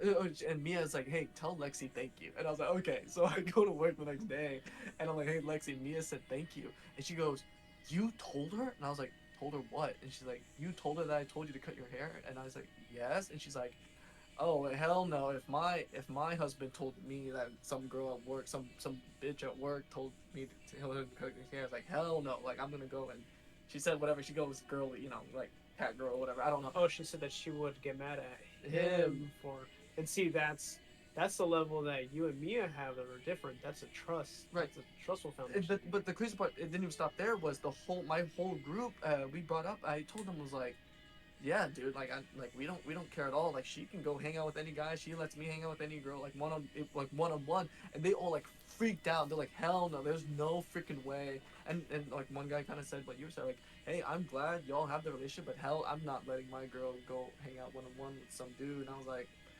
I When don't you know. have that level of trust, though, like those things don't even matter. Yeah, exactly. And I'm glad that you have that relationship with Mia because, I mean, I'm pretty sure with Jeff and his wife and Sienna and I now, um, I've I feel totally comfortable. It's the same way in that situation with Lexi. Lexi, yeah. Lexi. So I'm pretty sure Lexi is projecting some feelings that she doesn't have that firm foundation with. Well, also, she self admits that she's like the crazy girlfriend, so or crazy wife. But that, but that doesn't explain. So there has to be a reason why she's the crazy girlfriend in her case. Because um, if she's a crazy girlfriend, why can't her like? Let's just say she was a girlfriend, right? Why does she have to act that way towards him and him be punished for just a girl telling him to cut his hair? That's not his fault. That's not. It's that projection that she's portraying. Like, oh hell no, I would get mad. Why you get mad? And then she'd be like, oh, another girl's talking to him. Well, what does that have to do with anything? And it goes along the lines of, well, she'll probably say, well, I don't want him talking to other girls. She's scared. She's projecting something. Right. Mia doesn't have that towards you. Mia said thank you. She has that confidence in you. She has that trust in you, and she's like has that whole. You're already telling her she doesn't know who Lexi is. She probably won't even ever know who Lexi is, right? Well, possibility, but Funny part was, I FaceTime, me and her FaceTime at lunch and everything, and Lexi was sitting there, and I flipped the camera, I was like, hey, Lexi, this is Mia, and like they're like, hi, they both said hi to each other, and then and see that's a good connection, right? yeah, And like your other friend groups at work, they'll be like, hell no, like no, like that's all a level of trust. To me, everybody was freaking out. We had a coworker. His wife applied, and she now works with us. And everybody was like, I would never let my wife work here. I would never like imagine like she'll be so like watching like who we're talking to. like why did they? So what prompted them to say that? What happened? His wife began working there. Oh, That's it. So they started working together. Yeah. Okay. Not even in the same department. Like she's Right. at the front, and then he's in the back. Okay, and then Like- why? What was the uproar? Why were they so? That's what I'm asking Finn. Oh, What's the big idea, right? They're like, no, no, no, and they're like, even to where one of my coworkers is like, hey, would you ever let your wife work at the same place as you? I'm like, yeah, that's how we met. And they're like, oh, I would never. Like, imagine she'd be always on your ass about things or constantly just like bringing situations, or if you're talking to somebody and she doesn't like it. Like I said, I don't know what relationships you guys have with your significant others, but mine's not like that. I don't care. I'll say I'm on the same page as you because we've worked together in the past. Like when we were in college, I helped her get a job, and I mean it was just at Walmart. But even now, like in our later adult life, I've tried applying to the place she works multiple times. I was like, I'd love to freaking work there. Yeah, there you go. And some people just can't. They're either tired of the person, they see them way too much at home, or they, again, that secrecy. They're scared that if they can't be themselves, some men feel like job is escape from home, and escape from their significant other, and they feel like, oh, like this is where I can breathe. But Mm. if you feel like you can't breathe at home, you gotta communicate that with your significant other. Well, Just there's another side to that too, though. Like, I'm a very firm believer, like, and this is nothing again. Like, I've had this conversation with her multiple times. Like, I absolutely love my wife, but a little bit of separation is a good thing. And oh yes, for some people, work is that separation. Like, they don't need to like go, out and do all these other things. Like, just those 8, 10, however long your shift is. Like, that's their degree of separation where they're like, okay, I've got time away from them. Like, I can do my thing, focus on this. So, like, some separation is a good thing. yeah. There's a saying is like distance Distance makes makes the the heart grow fonder. yep. Yeah, there you go. So, yeah, I'm all for that. But when I have a bunch of people like freaking out and very concerned about having someone else or like their wife working in the same place, I mean, man, just own up to it and just talk to them or something. I don't know, because on the uproar, it's like, what if your wife were to, have an amazing opportunity at the place you work at, and then you're over here freaking out because they work there, which is a very a special situation. Don't have to get too much into that, but again, I feel you. You're right with that. Coworker Lexi, I'm glad that you were able to have that um, openness with Mia and just be like, hey, this is so and so, and Mia having the, her personality and having that openness of, hey, tell Lexi I said like thanks, and to to Mia it's probably like no big deal, right?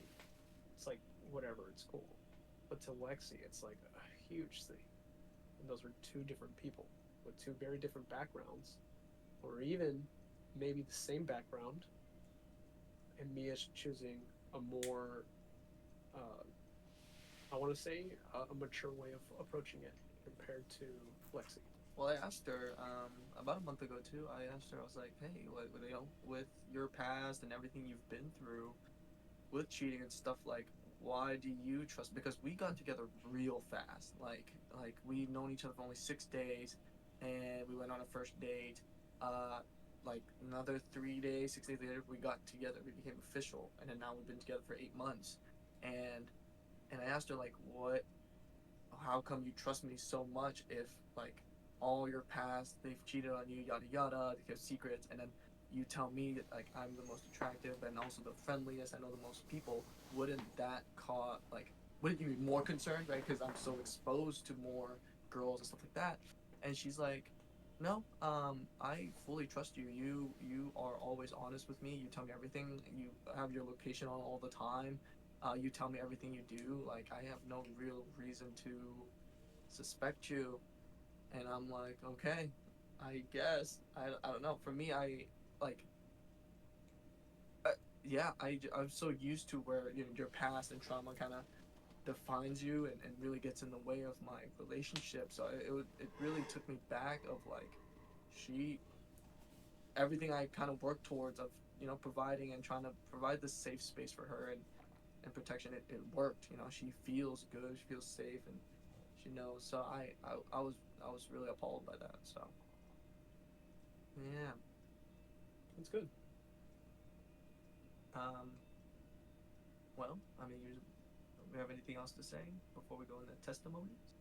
No, I think we've covered a lot. Yeah, we did. So we'll go into the testimonies section. I don't know if Jeff, you wanna hit it off, or you want me to start it off? Let's start with you this time. Okay. Okay. So with dating and romantic partners, I think I've mentioned it back in the back few episodes, but growing up, I was the thirsty dude. I was the very desperate, thirsty, just really lustful. Really, yeah, I just really wanted to date and really want to be with the pretty girls and stuff like that. Um, desperation to oh my god, it, like it, we keep talking flashbacks, like things will come back up because I blocked a lot of them. But like for example, first grade, there's a pretty girl, Gracie, and I was so obsessed. Like during recess, I'd follow her around and whatever. But remember, I'm not. I was fat and weird and everything. And she'd run away like screaming, and she'd go tell the teacher, and the teacher would be like, "Oh, like just play around together." It doesn't really help. A week later, she transfers to a new school. Her parents transfer her to a new school because of me. Damn. Yeah, that's how bad. Arch. um, Sixth grade, I've mentioned about I wrote a love note and I was gonna give it to my crush, and I threw it in a trash can. The teacher saw it and brought it up and brought both of us up there, like very cringe, very bad. Um, 13, I lost a lot of weight. I'm hitting puberty and girls like I start to attract more girls, but I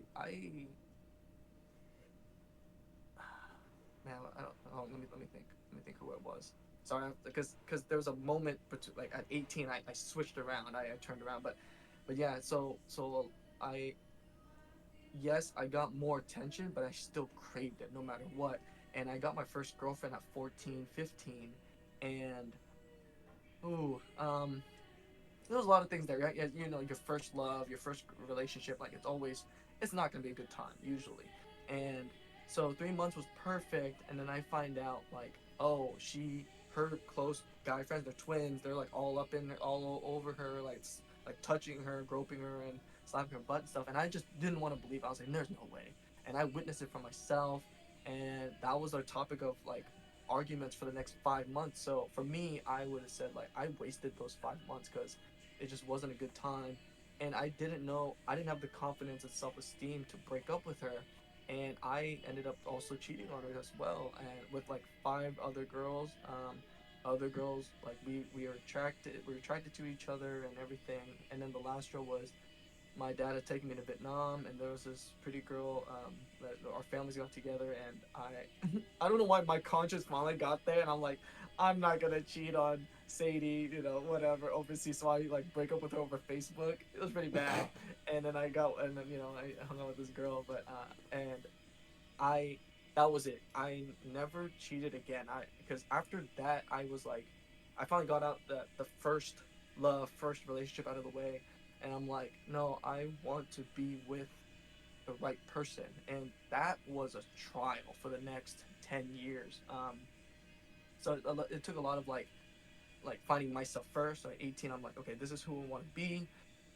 Go into a lot of like relationships and dating or in flings and stuff where in my college and adult years, it was really rough. It was really bad. There was always like a problem. There's always an obstacle in the way. It just never worked out. And the biggest one that was in my way was always half the time the girls that were attracted to me and we were attracted to each other, they had boyfriends and stuff like that. And I always had to deal with it. And so, for example, like there's like 2 or 3 instances of where the girl admits she's like, I could be happy with you, and I know that. And I'm like, well, I'm right here. So what's the problem? And they give their excuses, whatever. And so this is kind of where the honesty comes in. And I tell them like, I wouldn't want if I was with you right now, I wouldn't want you to do what you're doing with me. And so I'm like, we need to end it. We need to stop because it's not good. It's not right. And there were cases of where I've been cheated on. Where the biggest one was in like 5 years ago. Me and this girl, I tried so hard and so long to get with her. She finally entertains the idea. She wants to like do stuff with me, and I said, no, we need to be official before you do all that stuff. And she couldn't handle the rejection, and so she sleeps with another guy. Luckily, Cullen tells me. He finds out and he tells me, and I block her, and she she freaks out and everything. I don't think she's ever been rejected before. She's just really pretty, and that moment with her, because she was like at that time the prettiest girl I've ever been with, um, but it was so toxic, so drama filled, and I'm just trying to find the right person. But at that time, I was thinking with my other head. So, I that whole ordeal, because that was like 6 months, and that made me like my brain switched. I'm like, you know what? I don't care about being with that hot girl, being with the model, being with whatever. I really truly do want to be with the right person. I only care mostly about personality. Obviously, right? Like, 10% is going to be looks. You want to be physically attracted to your partner.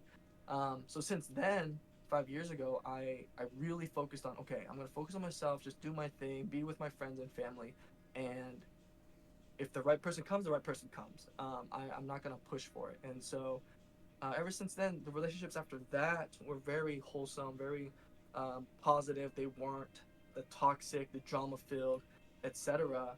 Um, and then yeah, those there's a lot of stories that go into that. There were a couple more instances of just the girl with the cheating and stuff like that. But I really kept my head of being like, hey, this is wrong or whatever. And then with Mia, I did. I met her through her mom. I was working at McDonald's at the time temporarily last year, and her mom starts working there as a manager, and I just talked to her, whatever. And one day, Mia takes her mom to work, and they're kind of just standing there, and me and Mia make eye contact, and I thought she was really cute, and I just walk in. I don't even talk to her. Right? Usually, like normal me in the past would be like, oh, let's talk her out. Let's find a way to and I keep seeing like the next 2 months I keep seeing her come to visit. I thought oh she's just coming to visit her mom and just hang out whatever. I didn't think much, and one day there was some stuff that's happened, and we had like a Christmas party. Um, I see her sitting by the door, and her mom's like, "Hey, like Mia's like right out there." Like I asked her mom, I was like, "Hey, is, is your daughter going to the Christmas party tomorrow?" And she's like, "Oh, I don't know. Like she's right out there by the door." And I was like, "Okay." So I'm leaving, and I see her by the door, and she's like, and I say, hey, and she's like, hi, and I was like, how are you? And she's like, good, how are you? I'm good. And I was like, I'm Vin, I'm Mia. Are you going to the Christmas party tomorrow?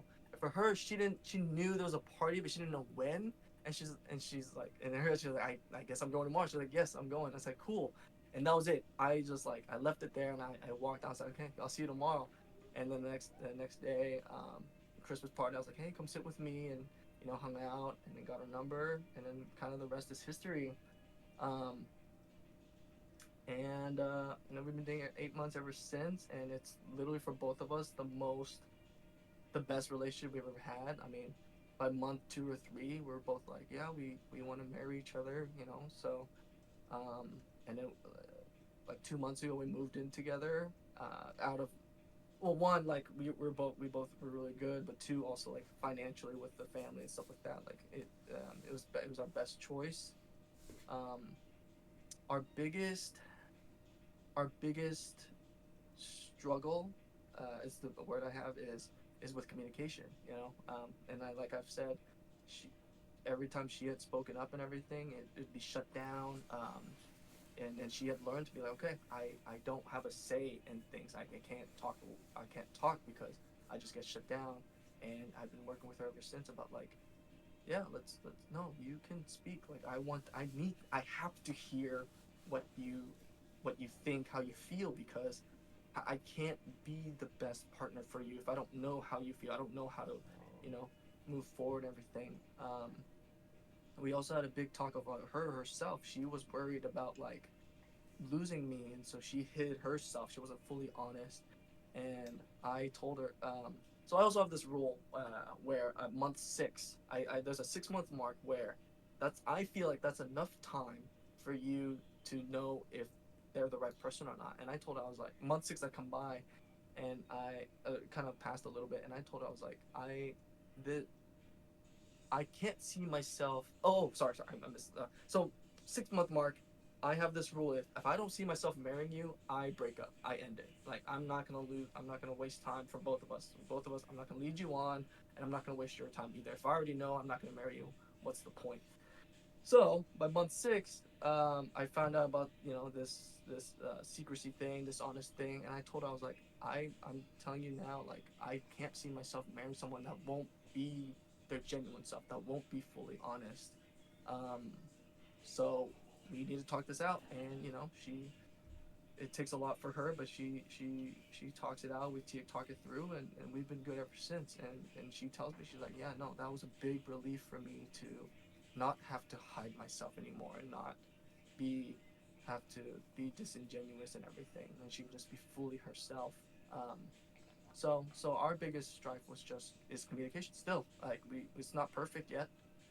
We both are learning about each other and working through it, and but everything else is perfect.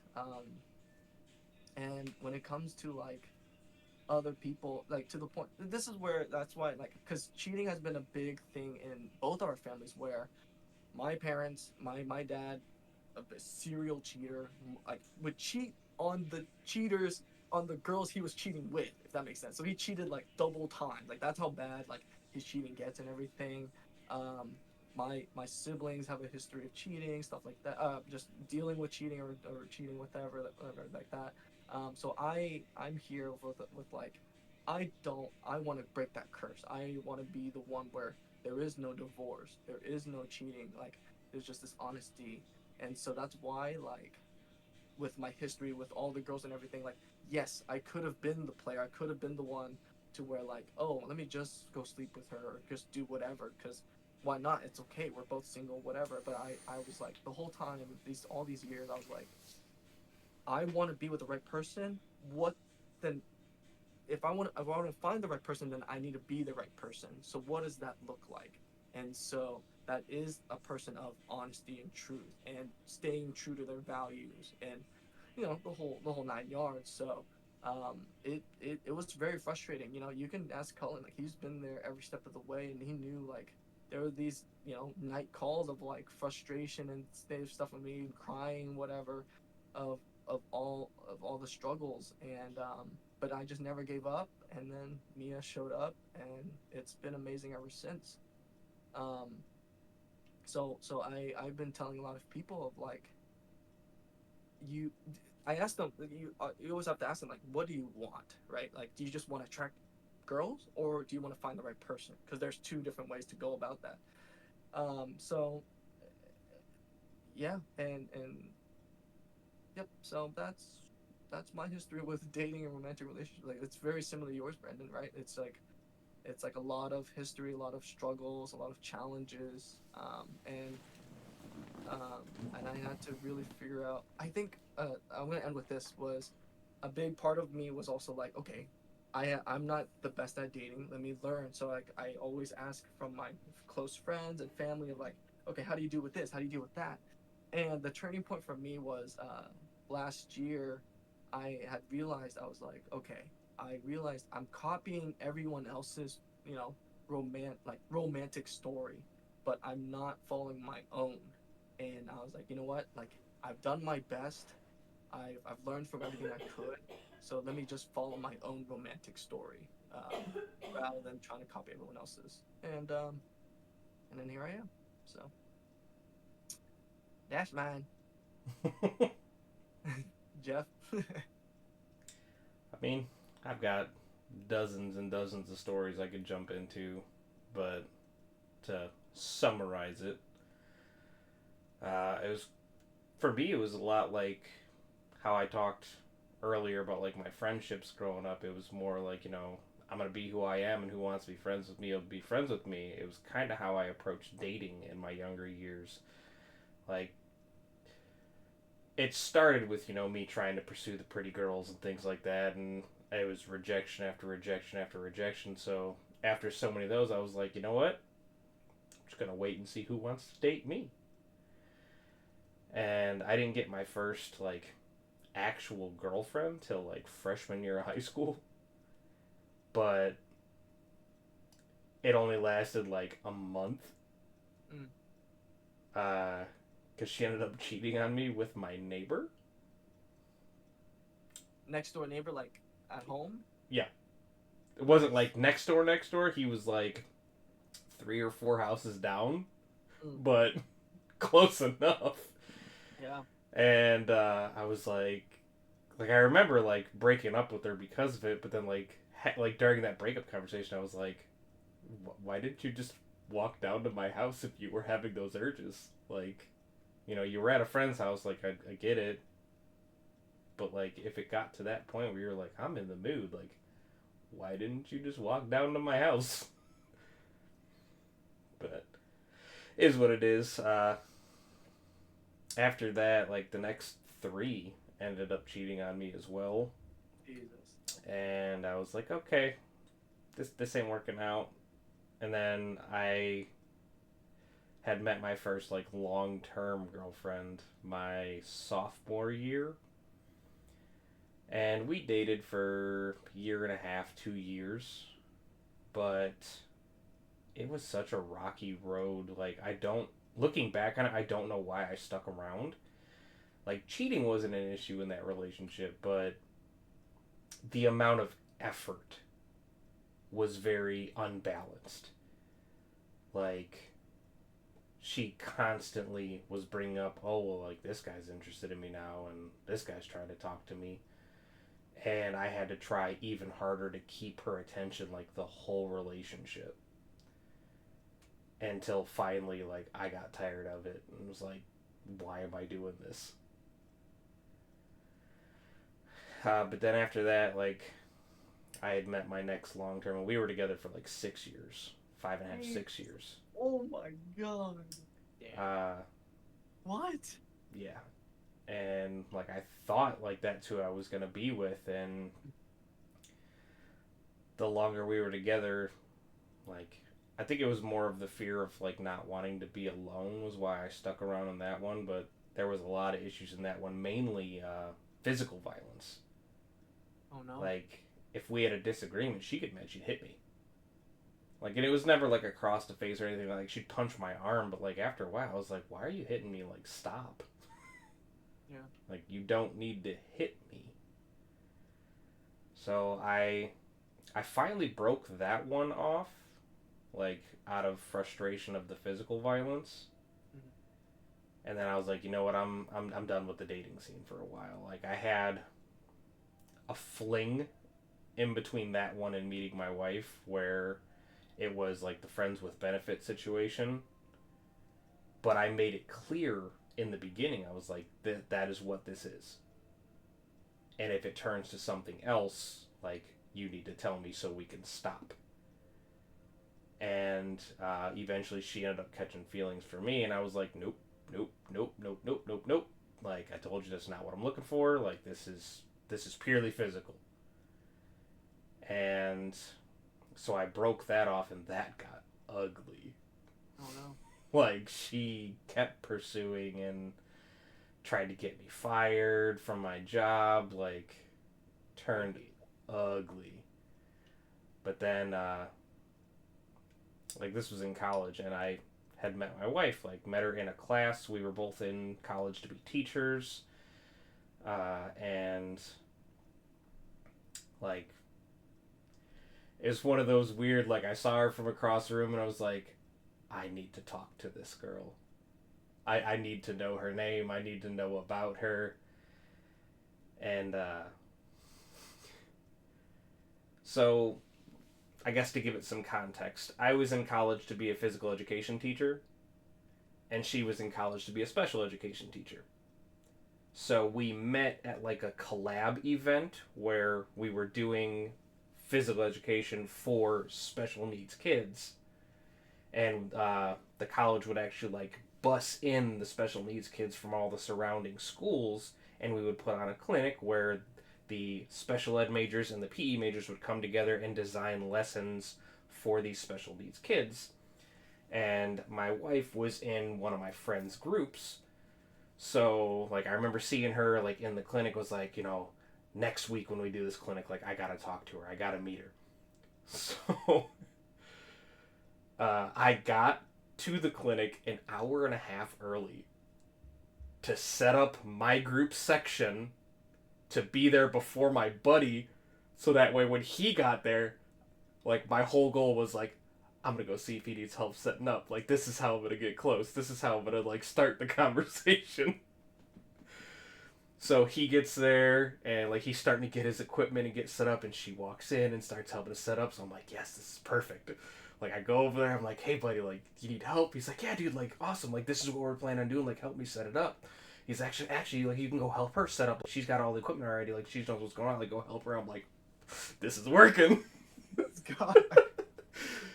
So like I don't even really say anything at first. I'm just like, hey, like I'm Jeff, like I'm helping Rob out, like I'm gonna help you set this stuff up. And she's like, oh cool, like I'm Cassidy, that and the other, and like, and I left it at that. Like, didn't try to build conversation or anything.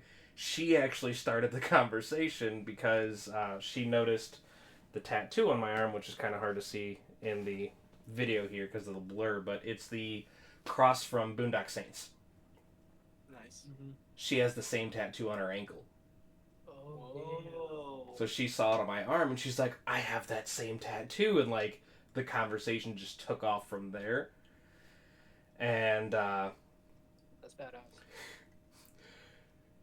we found out later that we both had like the detective, we need to find out who this person is. Like I looked her up on Facebook, like was like kind of like looking at her profile, looking at her pictures and stuff. She went through the group emails for the clinic to find my name to then find me on Facebook. And we started like messaging each other. I ended up giving her my number. I didn't even ask for hers. I gave her mine.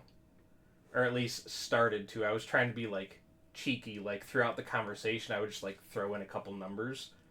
And after she realized like I was starting to drop my phone number, she's like, let me make this easier for you. Here's my number. I was like, oh, you're no fun. But we ended up getting coffee together one morning, and we started hanging out. And I had a very weird perspective on life. Like in those years, I was in my early 20s when we met. And like I had this picture in my life of, okay, like I want to be married and having kids by 25 because I didn't want to be the old dad at high school graduations. So when we first started talking, like we sat down and had a conversation because we were getting to the point where we were about to start dating, and I was like, I want to be upfront. Like I'm in this for the long haul. Like I'm not looking to date. I'm looking for who I want to spend my life with. And she was like, okay, like I can be behind that. And so then we started dating, and we knew very early like we could see this going somewhere. And we dated for 3 years. I proposed at like 2.5 years. We got married at like 3.5 years, and now we've been married for 4 years, and Nice. it's Good. it's been bliss the whole time. Like she checks every box that I was looking for. We've had like the open, honest communication from the beginning. Like yes, we had some rocky patches in there where we had our arguments, but we only really had bad arguments in the beginning, like before we really knew how to communicate with each other, like to where voices would get raised, tears would be shed. But the longer we were together and the more we learned each other, we eventually got to the point, and I would say we got to the point probably right around the time we got married or right before, where anytime an issue would come up, it was no longer me versus her, it was us versus it. So we would, take the problem on instead of each other. It's good. I like that. And that's how we've carried through our entire marriage now too, is anytime an issue comes up, it's, well, what can we do to fix this? Not going at each other, just let's focus on this, let's get past this hurdle. But yeah, that's me. Yes, sir. Well, Brandon, you have brought up about your history throughout the episode, or is there? Yeah, I feel like you guys know basically almost everything about me. What's it called? Yeah. Just a quick summary again is, I was that kid who watched, the damsel in distress, the hero, and just saving the princess in the castle, or if they needed some sort of help. Like at the end, they always ended up kissing with the happily ever after, and I grew up with that, and I just sought out to find my person, and after constant uh, competition, um, I made it a point to learn and study and grow from trial and error. It it was a lot of ups, a lot of downs. It was able to get me relationships, girlfriends. It also had me lose relationships and girlfriends. Um, I've been the bachelor. I've been around the block, and my experiences just continued to grow to where um, I wanted to learn how to um, woo women any way. Why? What made them tick? Hence that skill. I know we called it a superpower earlier, but I think it's just a skill and that I was able to close to master or even mastered, and just like the movie, the famous movie Hitch with Will Smith. He's giving dating advice, and that's what I felt like at times. Is I felt like I knew you know every play, every conversation, all the backup conversations, when to pull out, when to stay in, um, when signals and all that stuff, and yeah, and um, life got very um, constant, constantly just running in my head with trying to find somebody throughout my life, and always asking, is this person the one? If I was introduced to a friend, see if she had friends, and if those friends had friends, and I was just constantly just always looking to see who was going to be my person, my wife.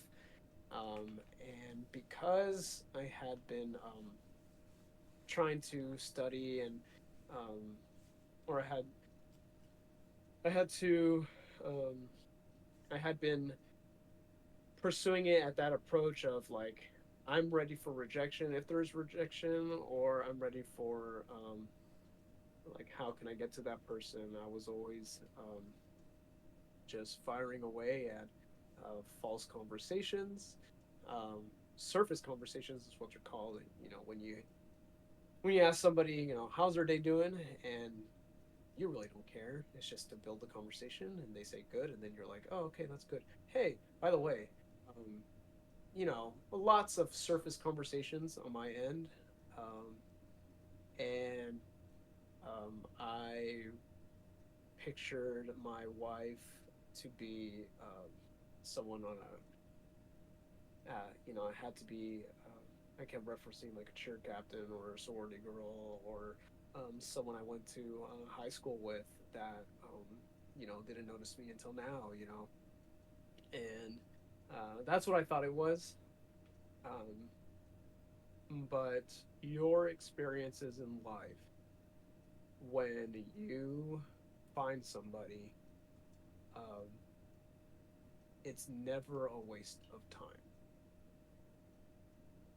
When you are experiencing um, a relationship, talking, the good, the bad, um, it's all a learning experience.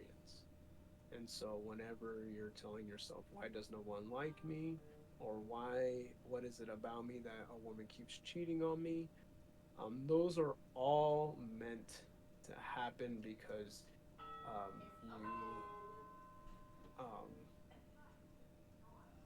you're learning from those breakups when you feel like you just spent 5 years or even a month with someone that you thought was the person, and you learn.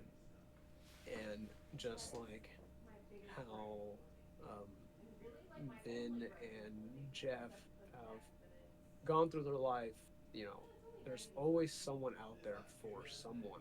And it's what you want. What is your goal? Do you want to be a bachelor? And that's fine. Or do you want to find somebody? Um,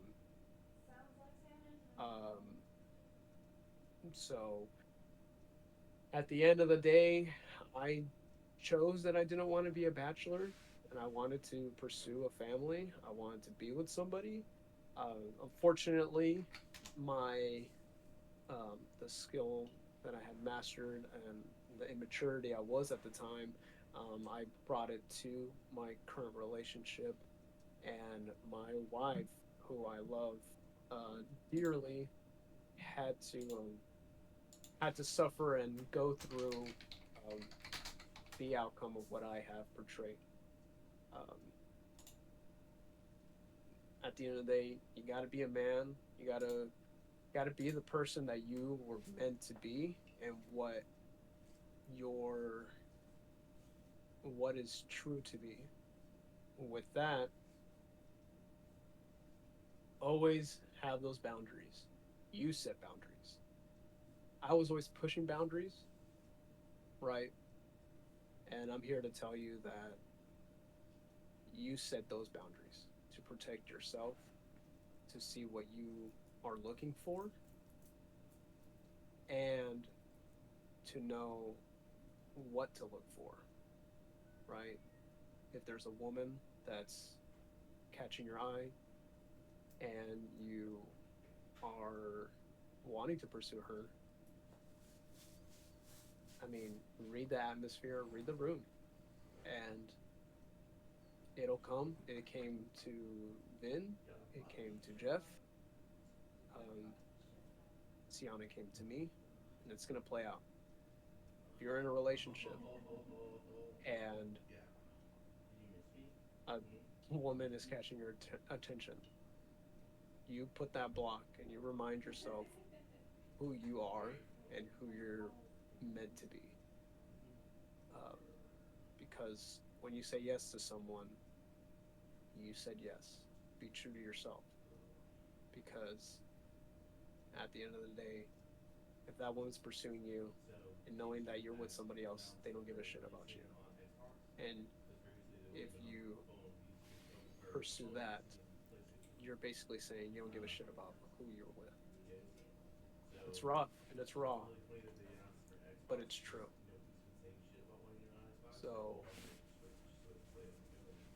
being that I brought that into my relationship, I realized that um, my whole life has circled around this ideology of being true, being um, being kind of firm on belief, because what I've learned is that when I slipped away from any of my beliefs um, or any rules that I had, um, boundaries that I had set for myself, goals that I had set for myself, any slip away I did led me down a horrible path. So now I live my life as true as it can be. You do not need to be someone that you're not. If you cannot be yourself, then there is no point of you stepping yourself in the world and bitching about why why is it that other people don't like me, or why are things aren't happening to me in my life. And this is not just for romantic partners. It can be for anything. Be your true self. If you know that you have an exam and you're going out, obviously you've set your goal and your goal is to pass that test, and you're going out and you just bomb that exam, no one's gonna the only person that's gonna hurt is yourself. No one else gives a shit at the end of the day. No one gave a shit that you went out. No one. At the end of the day, it's gonna be that you you're setting those goals. And as the same for having a partner, having being a father. Who are you going to be for your children, for your family, for your brother, for your sister, for your mom, and for your dad? Like, be true to you who you are. And with that, being true and being as honest to my wife has saved my marriage, and it has been a lot of tears and a lot of um, transparency. There's a lot of things that my wife had to hear because I believed it to be um, beneficial for me to open my eyes. If I said something out loud about my harsh habits of manipulation, saying something out loud and communicating that is what um, definitely opened my eyes of like, what the fuck am I doing? Like, this is what I'm doing. So I am now living a wonderful marriage with my wife, and I love her every day. And call me crazy about how open I am, but if it allows me to be with my wife and for her to love me unconditionally every day, I mean, no one knows who she is here, but I mean, Ben, you have. She is one of the most sweetest women I ever met. She is so sweet. She's so heartwarming. She cares about everybody else. She's selfless, and you would never think that we are going through this um, every day and what we've been through. So I'm glad I had the luxury to be here with you guys to share that, because when Sienna and I are out there in the world and you guys are seeing the front end. You guys are not seeing what's going on in the back end. And fortunately, you guys have the opportunity to know what's going on in the back end because I just laid it out for you. When you guys see couples out there and you're like, wow, I want that. Like Vince said, you said you were seeing yourself in other relationships or trying to build those relationships, build your relationships along the lines of what you were seeing with your friends and family. Um, that whatever you see in the front end, there's a lot going on in the back end. Every relationship's different, and that's just know that um, it's not all sunshines and rainbows. That's funny because like especially back a couple of years ago, 3 years ago, I was hanging out with a bunch of like I was making a lot of new friends and stuff, and they'd see me, you know, girls and stuff would come by and stuff like that, and they'd be like, "Ben, like, I wish, dude, you have the life, man. Like, I wish I were you." And I told them I was like, I promise you, I swear to God, you do not want my life, right? Like exactly. They just see the result. They just see the front end. Mm-hmm. They don't understand what came behind that, right? Of like the hell I had to go through, like all the work and effort I put into myself, the constant everyday of, you know, working on yourself and like looking forward to trying to live life, but also like dealing with the wrong partners and stuff like that. Like they have no idea. Right? Like they think like when when people say that just unrelated, like when people say like, oh, you're so talented, or oh, they have so much talent, but it's like no, it's a lot of freaking work. Yeah, yeah. Yeah, At the end of the day, it's effort. It's how much effort, good effort you put in, good intentions. it's a lot of effort. And again, I really appreciate this to be said because I hope um, someone out there is either super related to anything we've talked about, or if not, uh, if they need just somewhere, just some sort of connection that that's out there. That it's gonna happen. It will happen, and Give it time. um, I wanted to actually add one more case. I wanted one of each of us to say one thing that helped us the most in dating, right? I'll a lot of people are chronically single, or they struggle to find a, a partner or dating. So um, I wanted to start with maybe Jeff, if you want to start off with what was the one thing that helped you like go into the dating life and finding the right person. Be confident in yourself. Okay. For me, it's mainly um, focus on yourself. Really keep uh, improving, being better, and figuring out like what do I want in a partner, and do am I at the right place right now to deserve that partner? And you focus on yourself, then and the person will come. The right person will come. You keep thinking that way and keep working at it. Yeah, I think it's basically it's I mean it's the same as you too. It's from very get go I said ambition and passion. I mean if you're looking at in a woman, I'm pretty sure they want the same. Um, so uh, you could be, you know, the I call it like the goofiest looking guy out there, right? But if you have ambition and you have passion, And $1 billion. um, It helps though. It helps. yeah, it does. I'm Guys kidding. and girls, Yeah, I'm kidding. um, Mostly. that will ambition and passion. Someone's gonna find you. I mean, you can say looks and all this stuff, yeah. Um, and I'm a firm believer if you know if you need to start doing some sort of like weightlifting or something like I mean, just be honest. You're not gonna. Everybody likes a healthy person, you know, um, and definitely just watch that too. Um, but definitely ambition and passion, no matter what it is. I don't care if it's if it's fishing, if it's hunting, if it's collecting like collectibles, if it's working on cars, hair, making video content, this like a podcast, um, uh, technology, anything, just anything, really. If you have a passion for something, your significant other is gonna find that you are so honed in on this that they're gonna find that and that's gonna be attractive to them because when you are like you guys said focused on yourself, which is I hope your hobby is you're super focused on it because you love it, someone's gonna realize who you truly are when you are talking about that stuff, and that's how it sparks.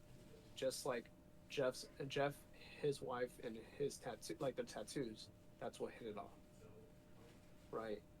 And so um, for Vin, it was um, Mine's more special. Mine's more of like I literally just focused, and then she just kind of came up. Like that was by pure love. but Vin, just knowing who you and Mia are, you guys have a lot of similarities that you guys both talk about, and I know because I can see, like, your similarities of what you like and your podcast and this and that. I'm pretty sure Mia loves the person who you are when you are putting your um, thoughts and minds into this. So there's something that you have ambition that she's seeing in you that you're like, okay, I like that Vin.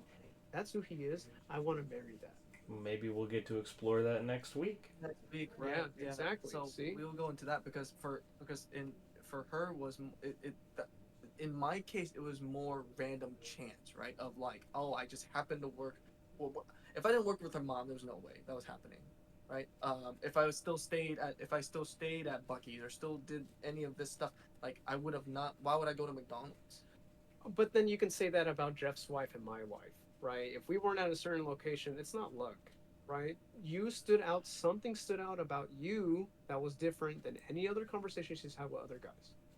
But we didn't have a single. Oh, so I forgot to mention was like when she came to visit, she just stalked me from afar for 2 months. Like Yes. I, But Vin, you're missing the point of there's something about you that she found attractive, right. that you were ambitious about, that you are passionate about. Whether it just be your quirky self, because I've seen you how you are in public, you're pretty goofy. She Yeah, loves good- that. See, you can be quirky, you can be fun, you can be all Look that, at him. right? And she probably saw something in you that she found in that, and you're like, you know what? That's what I want for like Vin is the person like I want to get to know him. And for me, it was when Siano was like when I had mentioned the whole Catholicism about believing in luck, right? Right. It was like, wow, that's like, and it was a moment I thought I didn't think I was being an asshole at all. I just was like, no, I don't believe in luck because my faith doesn't allow me to believe in that, right? Um, you know, believe it what you call it, right? But to me, I was passionate about that. Mm. And that is what honed in was like, all right, screw everybody else that we're talking about or like who I've been talking to or trying to hit me on my DMs, right? That woman now focuses on that person. Yeah. There seems to be like with y'all two, like with Jeff for sure was like he saw like something with Cass, and it's like I need to do something about it. You know, for you, at first it was indifference, but then like there just came these points, a moment of like your clarity of okay, she's the one I need to go do this, right? Because there was a point in time you were at a crossroad, and you could have been like no, and then for me, you know, I tried to implement all of these, and at some point I just gave up, and I'm like, I'm gonna focus on myself. I don't care. Like if it happens, it happens. If it don't, it don't. But I just need to focus. Like I can't bother myself with all these things, and it just happened. So Yeah. Um, cool. I don't know. Do you mind if like I share like some sort of like point of contact if anybody wants to ever reach out ever? Go ahead. Yeah. Yeah. So if anybody ever has questions about this, I'm always, you know, I love talking about this. I love talking about coworkers about this situations, and you can always email me at brandon.dominguez1128 at gmail.com. Yeah, it's always a good time, and yeah, so Cool. Our other So wrap point it up. of contact Huh? would be our Discord server. So don't forget, we have our Discord server. It is the Brothers Bonfire. If you're wanting a community, a band of brothers that are going through similar experiences as you, or just to share your experiences with the other brothers that are already there, then come join our journey and take a seat at the bonfire. Our Discord link is in the About section on Spotify. It is also in the I almost said vehicle description. Video description on YouTube. All are welcome, so please click the link and come join us. Along with uploading every Wednesday, we're also streaming the podcast every Sunday. So come hang out with us after the podcast. The stream is a safe space for everyone to just chill, hang, and chat about anything. So today was the romantic partners part one with Brandon, and next week we're gonna change it up a little bit. We're gonna have a romantic partners part two, but this time with my girlfriend Mia. We're gonna have a female counterpart, a female perspective on dating and romantic partners. We figured, hey, in dating and romantic partners and in a marriage, there's two sides of the story. So we had the men's side, and we'll have the women's side next week. So thank you guys. Thank you, Brandon, for being a guest today. yeah, of course, we had a lot of fun, and yeah, if you guys ever need anything, just let me know. Holler, Ben. Yeah, thanks. No, same with you. All right. Take care, guys. See you next week. Nice.